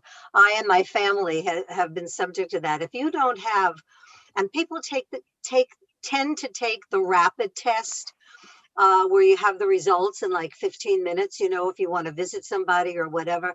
And there is an enormous failure rate on that test. The one that's accurate is, I think they call it the 95 test, that the one that's way up the nose, you know, that people say feels like it's going to your brain. That's the very accurate one. And that one often takes 24 to 48 hours and sometimes more to get a result. And so if you're not quarantining in between that test and your visitation, you are still subject to infection, you know. So I don't really know how they resolve that. I really wish there was some kind of accurate rapid test, because it would certainly make sense for people coming in to be tested, even though they have, you know, the protocols.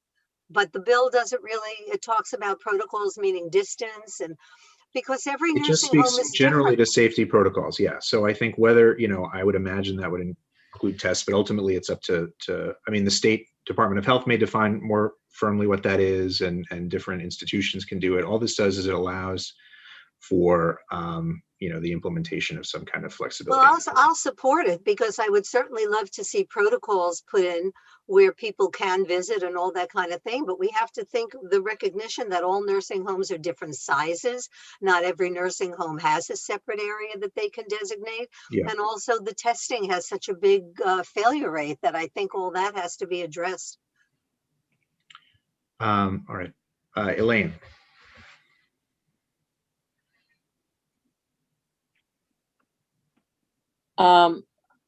I can't support this. I can understand the isolation and all of the issues. But we have health professionals that have set guidelines. We also have many elderly or isolated people or disabled who are in their homes in the community that are under the same restrictions of no visitors, the social distancing, the masking. And to take one group and think they're different than those who are at home with no support staff, I think that we're moving into a territory that is beyond our expertise. And I would agree with Chuck, which doesn't happen that often, that I want to leave it to the scientists. And the ratio and the numbers of deaths that were either at the rehab on 79th or Mary Manning, I can go on in the neighborhood, it's not acceptable. And that was with them trying to, I think, have guidelines. So I do believe that it's very difficult, but we're all in a situation, and we just have to hope that in another 6 to 9 months, we're in a different place. All right, Barbara.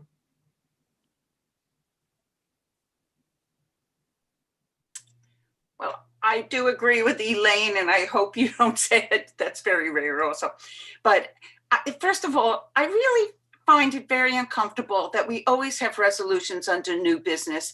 This is a very difficult thing. This should have been where the public is able to talk and give scenarios. It would be both plus and minus. I really find this very inappropriate. I know it's been now sort of a history that we have these resolutions under new business, and I think this one is very difficult.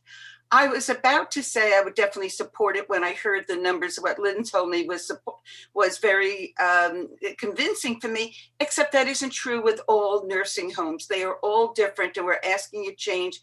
And I think, all the uproar with the number of older people that died, there is no good answer. I talked to my, do you allow your children to have sleepover dates? There's no good answer in this COVID time, but I really feel uncomfortable about supporting this under new business without hearing more scenarios from people. both pro and con. If it was just about Kohler, I think that we could ask Kohler to have more activities for their residents, to do something a little bit more, but this is a wide reaching and I would have a very tough time. And Sandrea may be with us. I would like my committee, if it's okay with you, to understand what is happening. Russell, if it's okay with you, to do something that's happening with what's happening with the governor, and this is a general topic. It is a big topic and a big worry. Sure, yeah. So I'll just, on the reason that this is under new business is because it is something that came out of the task force, and the task force is it's not a sort of normal,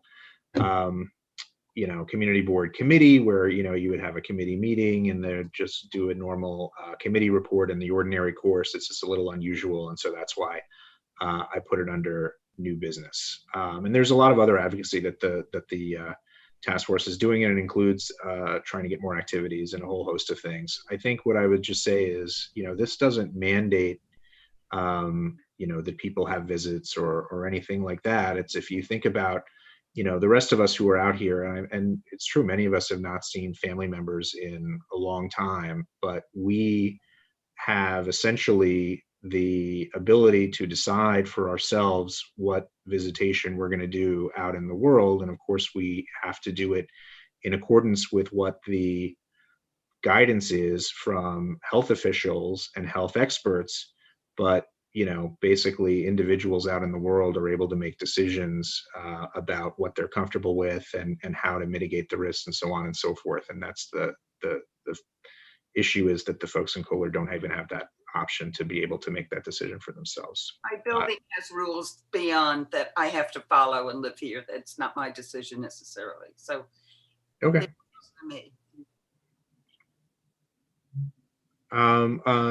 Peter Patch.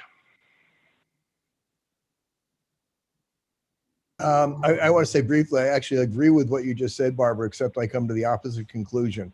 I've been very close to this from day one. The situation over there was horrific.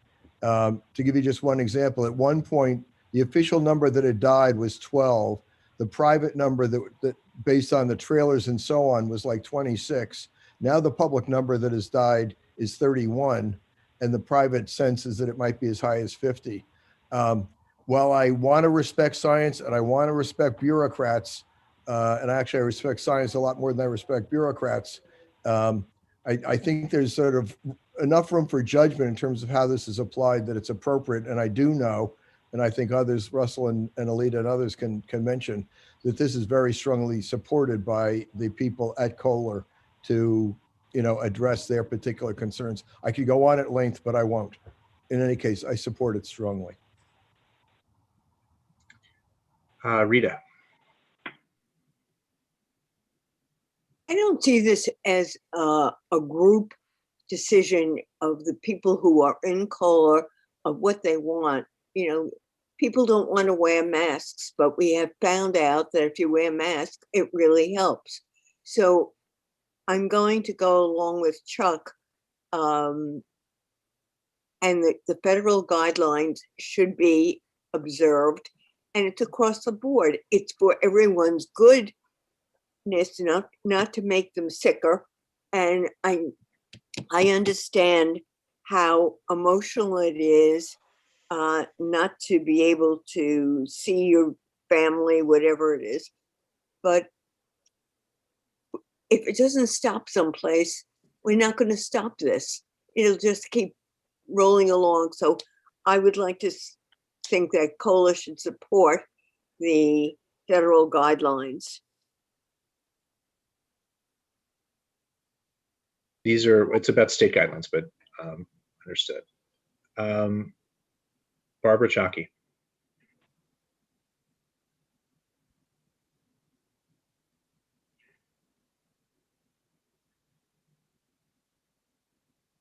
Barbara, unmute.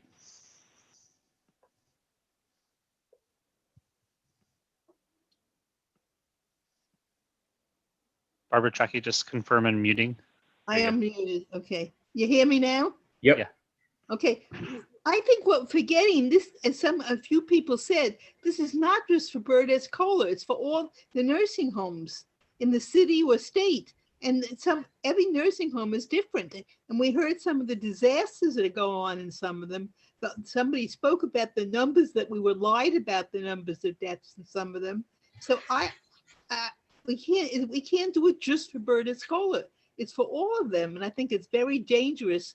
I don't understand why the task force from Bird's Cola is making recommendations that are going to affect the nursing homes in the state. That's all I have to say. I'm really concerned. I feel badly for the people there, but it's just too dangerous, I think. Okay, Kaz?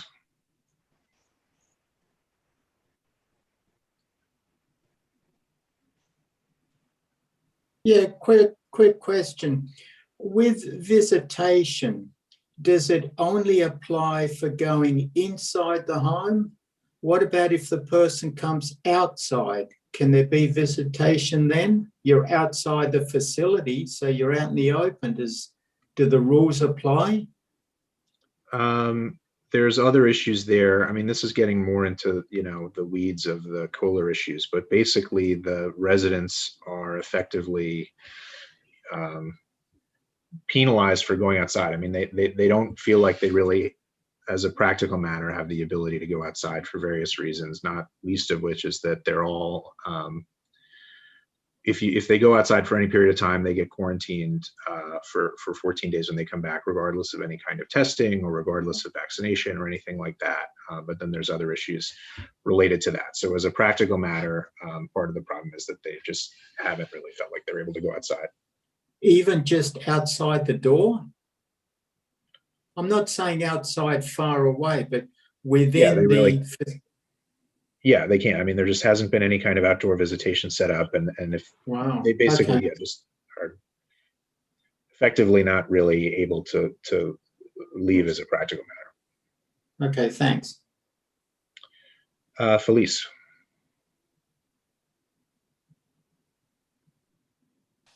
While I agree with Chuck that I am very concerned about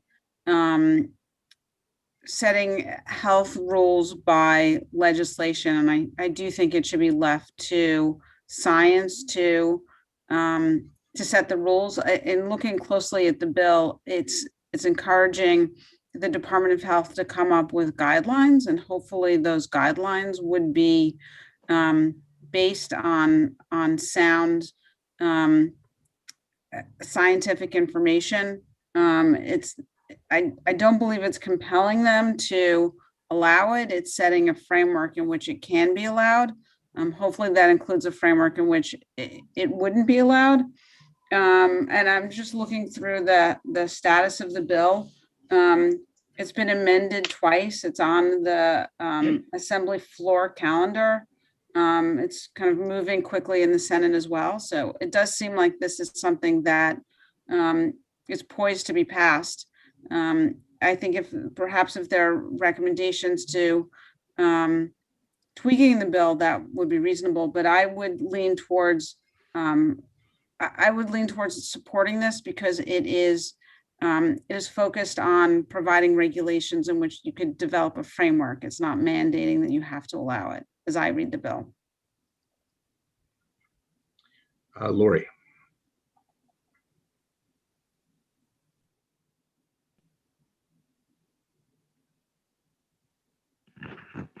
Lori, unmute. Hi. I have a question. Is Roosevelt Island, do they have a place where people can get the COVID vaccine, or has this been just totally ignored?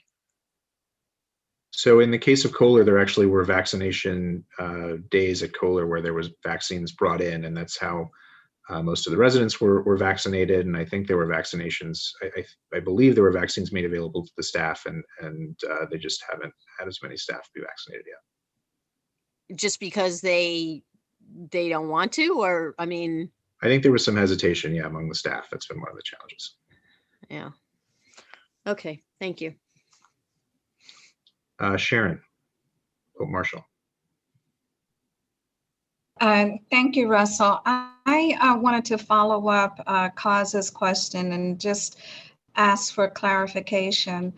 Also, I'm directing my question to Peter Patch because he said that he had been on this committee from the very beginning. I'd like to know if the residents of Kohler Hospital can go outside of the hospital for fresh air. The answer is, and Russell and Alita, you can correct me if I don't get this quite right, but I understand it pretty clearly. There is a courtyard of which parts were actually cordoned off, but Gail Brewer had sort of challenged that, and they took I understand they were going to take those down, where they can at least go outside physically. There are a host of issues with regard to actually going out the front door. And to my knowledge, that is currently restricted, although there was discussions about whether that could be relaxed, under the discretion of Kohler management. So the answer is, in a limited sense, yes. And actually, Lynn, you know this story as well, with regard to the going out in this courtyard area. Otherwise, they're basically restricted. Is that Okay. accurate, Lynn? Thank Yeah. Okay. Thank you.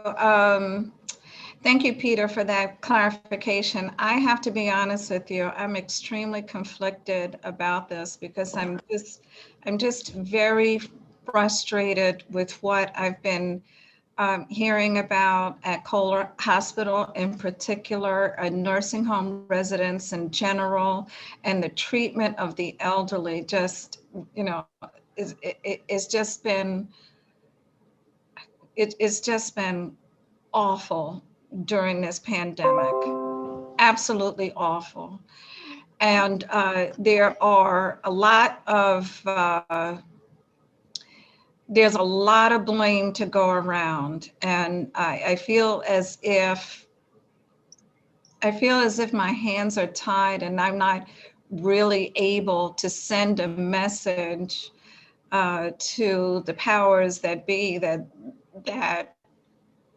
has responsibility for oversight and health of nursing homes, in particular during this pandemic, because I think we can all agree that they got the short end of the stick on this one. Having said that, and because my frustration level is just so high, I'm just so sick of this. I'm going to do what I can do, and I'm just going to support this.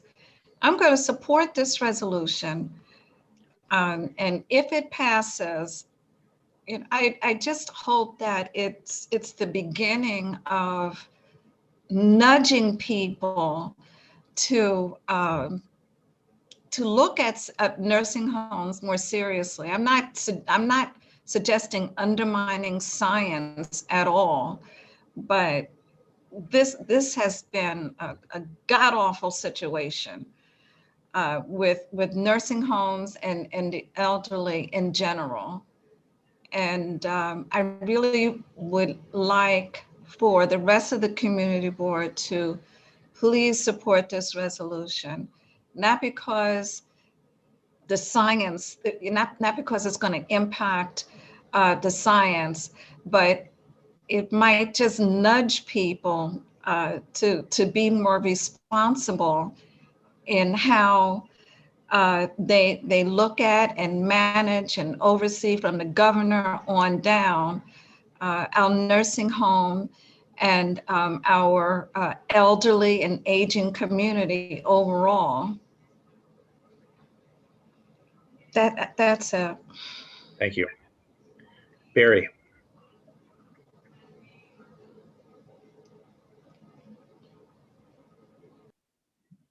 Yes, I'll withhold my comments, call the question. Is there a second? Chuck seconds. Okay, any opposed to calling the question? Looks like all the hands are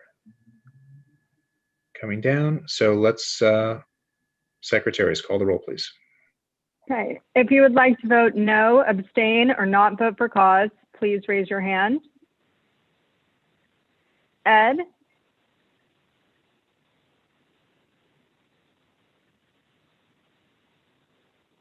Abstain. CB Did you get me? Abstain? Yeah.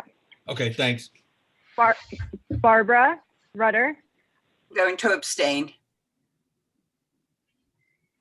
Gail Barron? No. Barbara Chalky?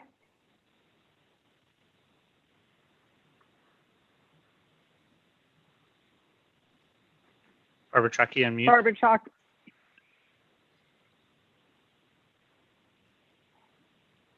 No.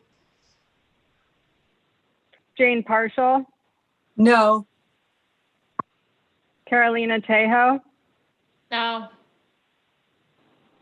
Elizabeth? No. Chuck? No. Rita? No. Adam?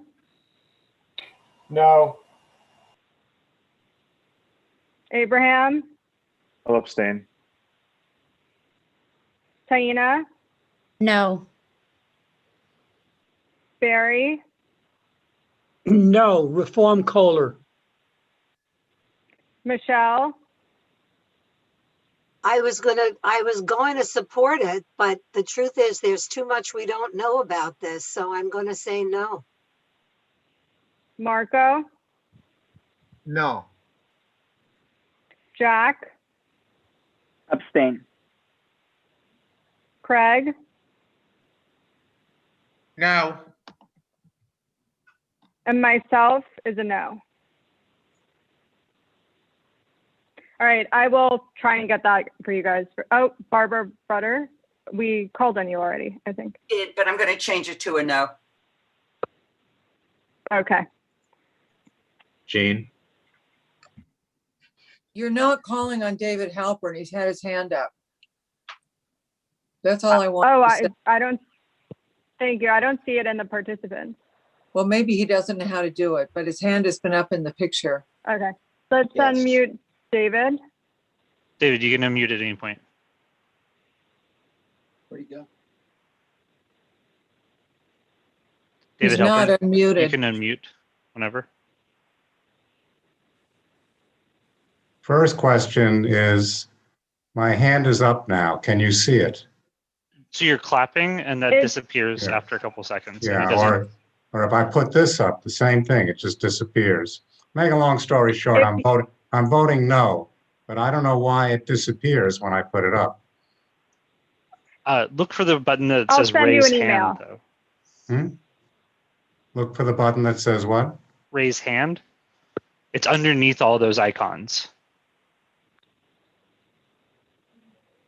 Underneath all of the it's on- icons under reactions? Yes, Yeah. it should be at the very bottom. I don't have it. Well, you'll train me another time. Okay. Okay. Sandrea? I'm gonna have to shift gears and say no. Yeah, no. Sorry. No, no, okay. Elaine? No. Sarah?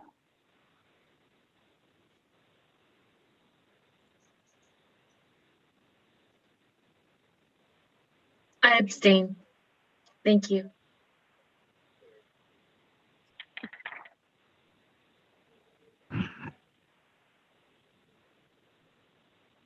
Okay. The next items, we're going to just, I think, largely dispense with the other two new business things that we had listed. Just briefly on number two, the Planning Together initiative. It's a huge proposal that's been put forth in the council. It's something that we're going to look at a land use meeting next month.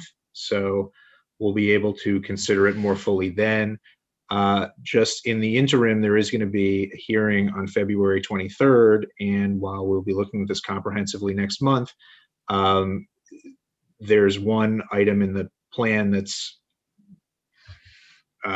basically involves creating a different version of sort of local, it's like borough steering committees that seem to sort of usurp the role of the community board, and that would be centrally appointed as opposed to by the administration as opposed to the current system. And so that I think in the interim, we will want to oppose and provide some testimony on that. And so I'll just say, if you have comments on that or questions, just get in touch with me offline. And then the last item was having to do with the governor's budget proposal, and that's actually going to be the subject of a joint meeting next month of the Housing Committee and the Zoning and Development Committee. And so I think we will just, if you have questions about that, go to that meeting and it'll be addressed then. So that is it for the items that we had listed. I do see. Almost done. Okay, I do see some hands up, so let's just go to Ed. I had an item of new business that I wanted to raise. And given the hour that it is, I'm probably sowing the seeds of my own defeat, but I can't, sorry gang, just gonna have to grind with me a few more minutes. I raise an issue for us as a board that I'm very troubled by. And all of you have heard this who have served with me for the last 10 years. And it involves a policy that I did not know we as a board had adopted, which I'm troubled by, which is a policy that we do not, as a board, do not allow questions of our elected officials.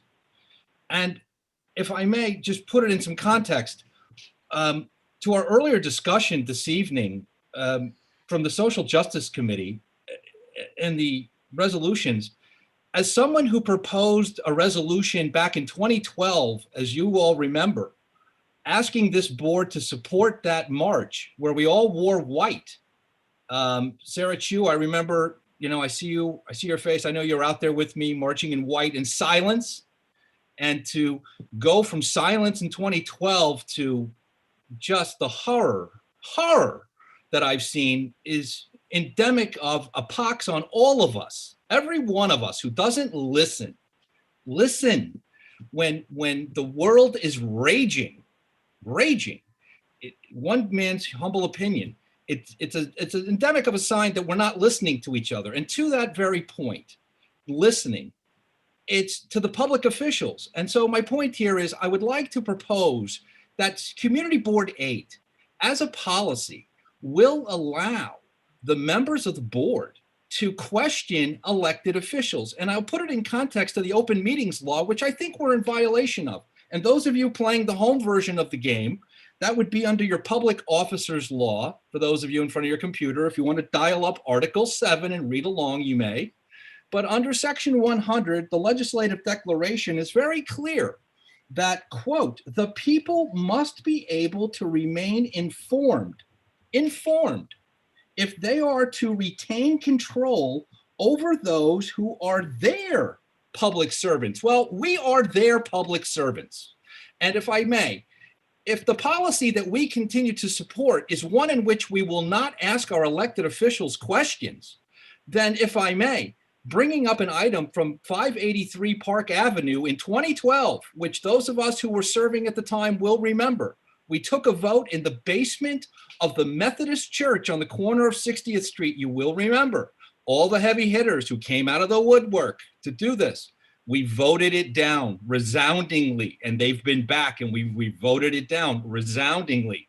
What has been lost in all these years is that our very own local assembly member, Dan Quart, went to Albany and carried a bill by himself without any support in the New York Senate that overrode our own community board, specifically carried a bill to do that.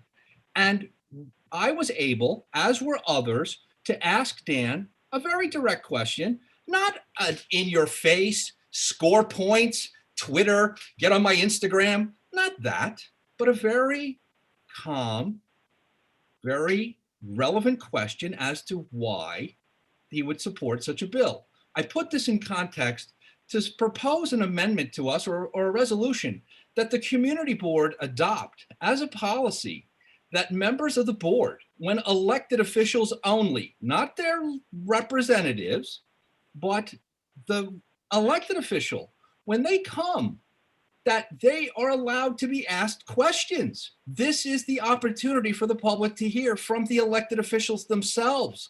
And the very fact that we choke off debate is endemic of the very problem which we supposedly are trying to solve. If we cut off dialogue, then how can we listen to people we don't agree with? And ergo, how can we solve our problems? So what I would like to propose is, as a policy for Community Board 8, because I did not see it in the bylaws that the chair was imbued with the sole power to create policy for this board that way. But I will stand to be corrected as I have over the years. It's fine. But I would propose a very simple resolution. And my apologies to you, Michelle. I would have written it up, but as I said, I was in the car, confess, in McDonald's parking lot listening while my son was at hockey. But the point is, the resolution is simple, that when elected officials are here, that board members are allowed to ask one question and one follow-up. I know that the policy was created because our very first meeting went until 12:30 in the morning. My wife still talks about that. And I've heard board members tell me, oh, but Ed, the meetings are so long. I have so many things to do. My response to all of you who say that is tough noogies. Sorry. Okay, we signed up for this. You signed up. You come to these meetings. You know they're long. It's going to grind time. If you don't want to serve, it's not required. It's not a requirement. And I'm not proposing that we go till 3 in the morning and we have 7-hour meetings like they do in other places or we've had, but very simple, very discreet, very precise. And again, it is incumbent upon the chair to rein in elected officials who forget that they are here to report on what they are doing in their official capacity, not as a personal PSA for their other activities. That's the chair's responsibility, okay? And I know it's hard. That's why you get the big money in the chair spot. But my point is, one question, one follow-up from board members to elected officials. They're here in the spirit of the open meetings law. It's a resolution that I would like to put out for discussion, for adoption, given the hour. I'm sure I'm going to lose for everybody who's like, I want to go home, forget it. But I throw it out there. Can we just have it go to, can we have the rules committee take this up and have it be discussed fully in a committee? Because I think to actually address this, if you're talking about a bylaws change, it's no, I would prefer to have especially elected and people campaigning for elected office who are going to try to be our elected officials. I'd like to hear their public comments on this. I would like to hear public comments. No. On the record, not in a committee meeting that's not broadcast. I would like to hear public comment from all those who serve. I think it is endemic and not to be buried. I'm sorry, with all due respect, not to bury it in an unseen committee meeting. We're here for the full board, the full whack. The committee meetings aren't unheard. They're subject to the open meetings law. I'm going to say it's out of order. It's a change to the bylaws. It should go to the bylaws committee. It's not. How is it a change to the bylaws, Russell? I don't even see it in the bylaws. Where is it in the bylaws? Point it to me. I never saw it in the bylaws. You said it's our policy. Where is it? Please point it to me because I don't see it in the bylaws that elected officials are not allowed to ask, that we are not allowed to ask elected officials questions. Is that in our bylaws? My God, then that's shocking. No, it's not. What you're asking for, as I understand it, is a change to the bylaws to require. No, I'm not. I'm asking as a policy. Just as a policy, which you said we have a policy. So what is, how did the policy come about? And if it just came about, and then I say as a community board, not as a change in the bylaws, but just as a board, just as how we function. If it's just a question of how the meetings are run, I think it's a question of and we can check with the parliamentarian if Valerie's here, or if Chuck wants to address this. But basically, I think it's just a question of how the meetings are run, and it's a discretion of the chair whether to allow questions in a given instance. I don't think it's, required or not required. And I decided last time not to permit it in the interest of time, that we just, that our elected officials put their contact info in the in the chat. It's possible to get in touch with them. We're hearing from them. And it's just, if you open it up for everybody to be able to ask them questions, it does really extend the meetings. And as much as we are obligated to do that, there's a sort of, it just reaches a point where the meetings are too long. So that's Boy, it. that democracy is a messy, messy thing, isn't it? It's a really messy thing. My God, this democracy. Holy cow. My All right, God. but We should do away with it. we can change the bylaws to it if you want to take it up in the rules committee to specifically require it. Well, I guess I'd like to hear from everybody who's got their hands raised, because there are about 12 people who got their hands raised. So I'd like to hear their Okay, thoughts. I would say if it's about this, let's just hold it until it goes to the rules committee. And if somebody else has another issue that they want to raise in new business, we can hear it. But if it's something that can wait until next month, I would strongly urge folks to do that. So I see Michelle has her hand up. Yeah, I just wanted to clarify, Russell, because we had discussed this, that because the meeting on the comprehensive citywide plan, because the hearing is on Tuesday, we had said that we were going to send a letter in, or are we going to testify? I just wanted you to clarify what it is we're going to do It'll be testimony. at that hearing. Yeah. Okay, thank you. And possibly also a letter to the same, I mean, containing the testimony. I mean, we may submit it, in writing. Okay, but I just want to make sure we're going on the record on the 23rd. Okay, great, thanks. Alita has her hand up. Thanks. This has nothing really so much to do with CB8, but I just wanted to mention for those who knew her that April Tyler, the co-chair of the Housing Committee of CB9, has recently passed away very unexpectedly. She was the moderator of the last program that we did with a bunch of boards on the economic impact of changing market conditions in housing. I think Barbara Chalky and Ed worked with her, and she was really instrumental in helping to protect her community and the residents all over, and her voice reverberated around the borough. So she will be missed, and I just wanted to make that announcement. Thank you, Russell. Sure. Rita.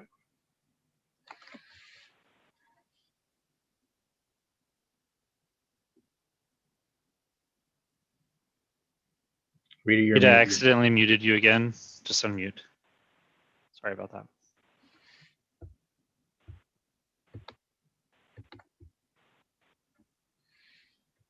Am I muted, unmuted? We can hear you. I don't see the big deal in taking a vote in what Ed is saying, of whether we can ask a question or not ask a question. It has nothing to do with the public. It only has to do with the people who are sitting here tonight. We can answer it tonight or not answer it tonight, and let's do it. So that's all I want to say. I'm for taking a vote tonight. It seems like a no-brainer. Anybody who would vote against the ability to ask a question of an elected official, I need to understand that. So that's just my 2 cents. Okay, it's really just about, it is in the chair's discretion to allow or not allow for questions from elected officials when elected officials are giving their reports. What Ed is suggesting is a change that would require that questions be permitted. We can pass a bylaw to that effect. We can have that be a requirement, but let's just send it to it's already 10:23. Let's just have that go to the Rules Committee. The Rules Committee can take it up there. Anyone who wants to speak to that issue, save it for the Rules Committee. We will take it up and we can do that. But it is out of order now. We're not doing this now. We're going to discuss it at another meeting at another time. Rebecca. 2 things. The vote for the last item was 19 yes, 18 no, and 4 abstentions. And for those wondering, the Rules and Bylaws Committee is planning on having a meeting on March 31st. I think I understand where everyone is coming from, but to make a permanent change, regardless of who the chair is, I do think that would have to be an amendment to the bylaws. And the committee is meeting soon. Okay, if there are further, I don't want further comments, and I am saying that any other comments about this are out of order, and they should be held to the Rules Committee, and if folks are speaking to that, I'm just gonna have Will mute you. So if folks have other things and new business that they want to bring up, they can. Barbara. Under new business, I want to bring up new business. I just want to reiterate that I think whether we agree or not, something like what Ed said was appropriate for new business. I do think a major resolution isn't, and I'm very uncomfortable. This does go against the open meeting law and We have to do it now, Barbara. We have to take it up in the Rules Committee. It's not a first of all, it's not an open meetings issue. Ed read the provision. No, I'm not talking about Ed. I'm talking about resolutions such as what we had with the nursing homes. Oh, okay. That's what I'm talking about. I'm very uncomfortable. We've had many new business resolutions, and it's just a very uncomfortable thing to do. I think it should be, it could have been put on the agenda 2 days ago and made an issue that way, but under new business is just not an appropriate way, and I feel very uncomfortable, and I think I will never vote yes for a new business resolution of that type again. So that's Okay. what I have to say. Elaine. Under new business was the governor's bill, and you said it will have a meeting with the Joint Committee of Housing and Zoning in March. This is a bill that must. Elaine, sorry. Excuse me. Elaine, I don't mean to interrupt, but we are actually taking it up next week. We're actually taking it up at the joint meeting that we are having next week, next Wednesday. And that should give us plenty of time to make sure that we have all the information we want in a letter, if that's the way it comes out. And certainly we also have plenty of time to make a resolution that would not be taken up until later in March, which is why the letter is sort of urgent. Yeah. So right. Okay, so the idea is that it's coming up. I'm glad to hear Okay. that. But Russell said it was coming up in March. That was my. No, Russell misspoke. Well, I Russell didn't know. No, well, Anthony, let me finish. Yeah. I didn't know that Russell misspoke, but this whole governor's bill circumvents our zoning and the whole ULUP process, and we should just ask them to remove it. That's my first thing. The second thing is, Russell, I disagree with you.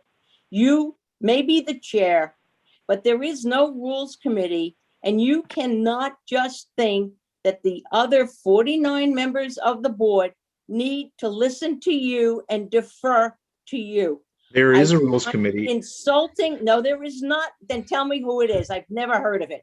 But I am The Rules and insulted. Bylaws Committee. That rules committee is different than a bylaws committee. Absolutely. And thing. Russell, I'm sorry. It's the same thing. You are denying not the board, but the public of their only opportunity. This to is out of, speak no, to we're an going audience. to take it It up. is not out of order. You is. are out of order. Please take it up. Please take it up in the Rules Committee. There No. is a Rules and Bylaws Committee. This is a You change to the are Rules out and of Bylaws. order, Russell. The chair And has deal with the it. authority to run the meeting. No, you do not. I've That's- challenged all right, what no, you did. Elaine, that's enough, Elaine. Kaz. I move to adjourn. This is getting out of hand. Do other people have other items of new business? I want to get other new business out before we adjourn. So Sharon Pope Marshall. I first of all, I'm sorry, and I do have to say this. I believe that the chair has full discretion on how to So run his meeting. Sharon, I appreciate you saying that, and I would say just save it for the Rules Committee. So unless there's other new business, there was a motion to adjourn. Oh, sorry, Barbara. Let's get Barbara Chucky.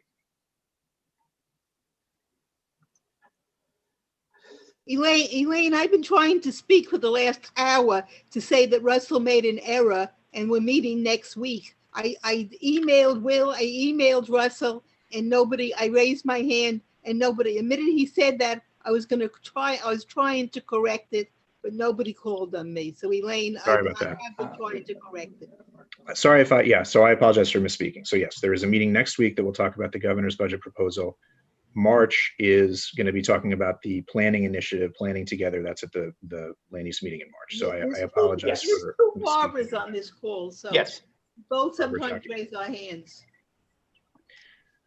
Okay, there was a motion to adjourn. Is there a second? Yes, Rita Popper. Okay. Any opposed? No. Okay. All right. Thank you, everybody. Good night.